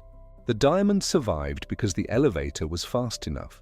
Slower, and it would have dissolved into graphite or resorbed into the magma, and the journey of 3 billion years would have ended without arriving. And inside some diamonds, the rarer ones, the ones formed far deeper, at 300 or 700 or 1,000 kilometers, there are fragments of the lower mantle and the transition zone locked in tiny mineral inclusions that exist at the surface only because the diamond's rigid cage held the pressure around them during the journey up, tiny samples of a world that no drill has reached and no instrument has otherwise touched. A grain of ringwoodite holding water in its crystal structure, evidence of an ocean bound in rock at 500 kilometers depth. A crystal of ice-VII, the high-pressure form of water ice, preserved inside a diamond from South Africa at conditions equivalent to 600 kilometers below the surface. A grain of davemaoite, calcium silicate perovskite, a mineral theorized to make up a significant fraction of the lower mantle, but never confirmed to exist until a diamond carried it to a laboratory shelf, where it survives only because the diamond still holds the pressure around it. The gold. Atoms forged in the collision of 2 neutron stars before the solar system existed, delivered to the young Earth by meteoritic impact after the planet's core had already formed and taken the bulk of such metals with it, dispersed at 4 parts per billion through the crust, dissolved and transported by hydrothermal fluids moving through fractures in the deep crust during episodes of mountain building, concentrated from an ocean of dilution into veins and grains, and, in one extraordinary place in the pebbles of an ancient riverbed 2.9 billion years old, preserved in conglomerate beneath the Archean surface of what is now South Africa, carrying with it, in the same rock, detrital grains of uraninite that tell us the sky above those rivers had no oxygen in it, a sky that was not the sky we know, and now recovered from depths of 4 kilometers in refrigerated caverns by the Mponeng mine, 4 kilometers below a city that did not exist before the gold was found. All of this is real. All of this happened. The neutron stars collided. The meteorites fell. The rivers flowed under the wrong-colored sky. The kimberlite erupted at hour-scale speed. The ringwoodite gave up its water to the instruments of a laboratory. The davemaoite sat on its shelf in the phase that belongs to a world 1,000 kilometers down, preserved in a cage that formed 3 billion years ago. And somewhere in the ordinary world, a person glances at a ring without thinking about any of it. The diamond catches the light. The gold holds the setting. Neither one announces where it came from, how long it traveled, what it saw on the way up, what it carries inside it. The violence is sealed in the crystal. The ocean is sealed in the transition zone. The ancient sky is sealed in the uranium grain. The neutron stars are sealed in the atomic structure of the metal.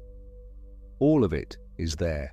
All of it is silent. The Earth keeps its longest stories in its deepest rooms, and it sends them up to us only by accident, in eruptions no one has ever witnessed, in rivers that no longer flow, in meteorite impacts we can only count by their chemical signatures, in very old rock. We hold the results in our hands every day without knowing we are holding them. The next time you are still enough to notice the light in a diamond or the weight of gold in your palm, it might be worth sitting with what you are actually holding. Not the price, not the sentiment, the journey, 3 billion years of darkness and pressure, hours of violent ascent through 150 kilometres of mantle, the frozen moment of an ancient river on a young Earth under a sky that breathing would have meant something different beneath, the afterglow of a collision between dead stars. The planet has been building these things since before it finished forming. It sends them up to us slowly, rarely, by the most improbable of mechanisms, and they arrive at the surface already ancient, already carrying the full record of where they have been, silent and unhurried and complete. The deep is never really finished speaking. It only speaks slowly, and in the language of rock, and in the language of crystal, and in the language of chemical signatures that require patience to read.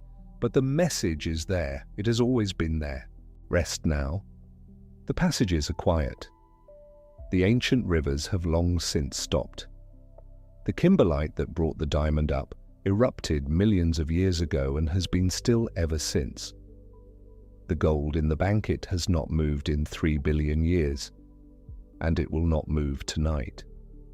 The earth beneath you is doing the slow, patient, billion-year work it has always done, building pressure, building time, building the conditions for something extraordinary to eventually make its way to the surface. History will still be here in the morning. For now, rest.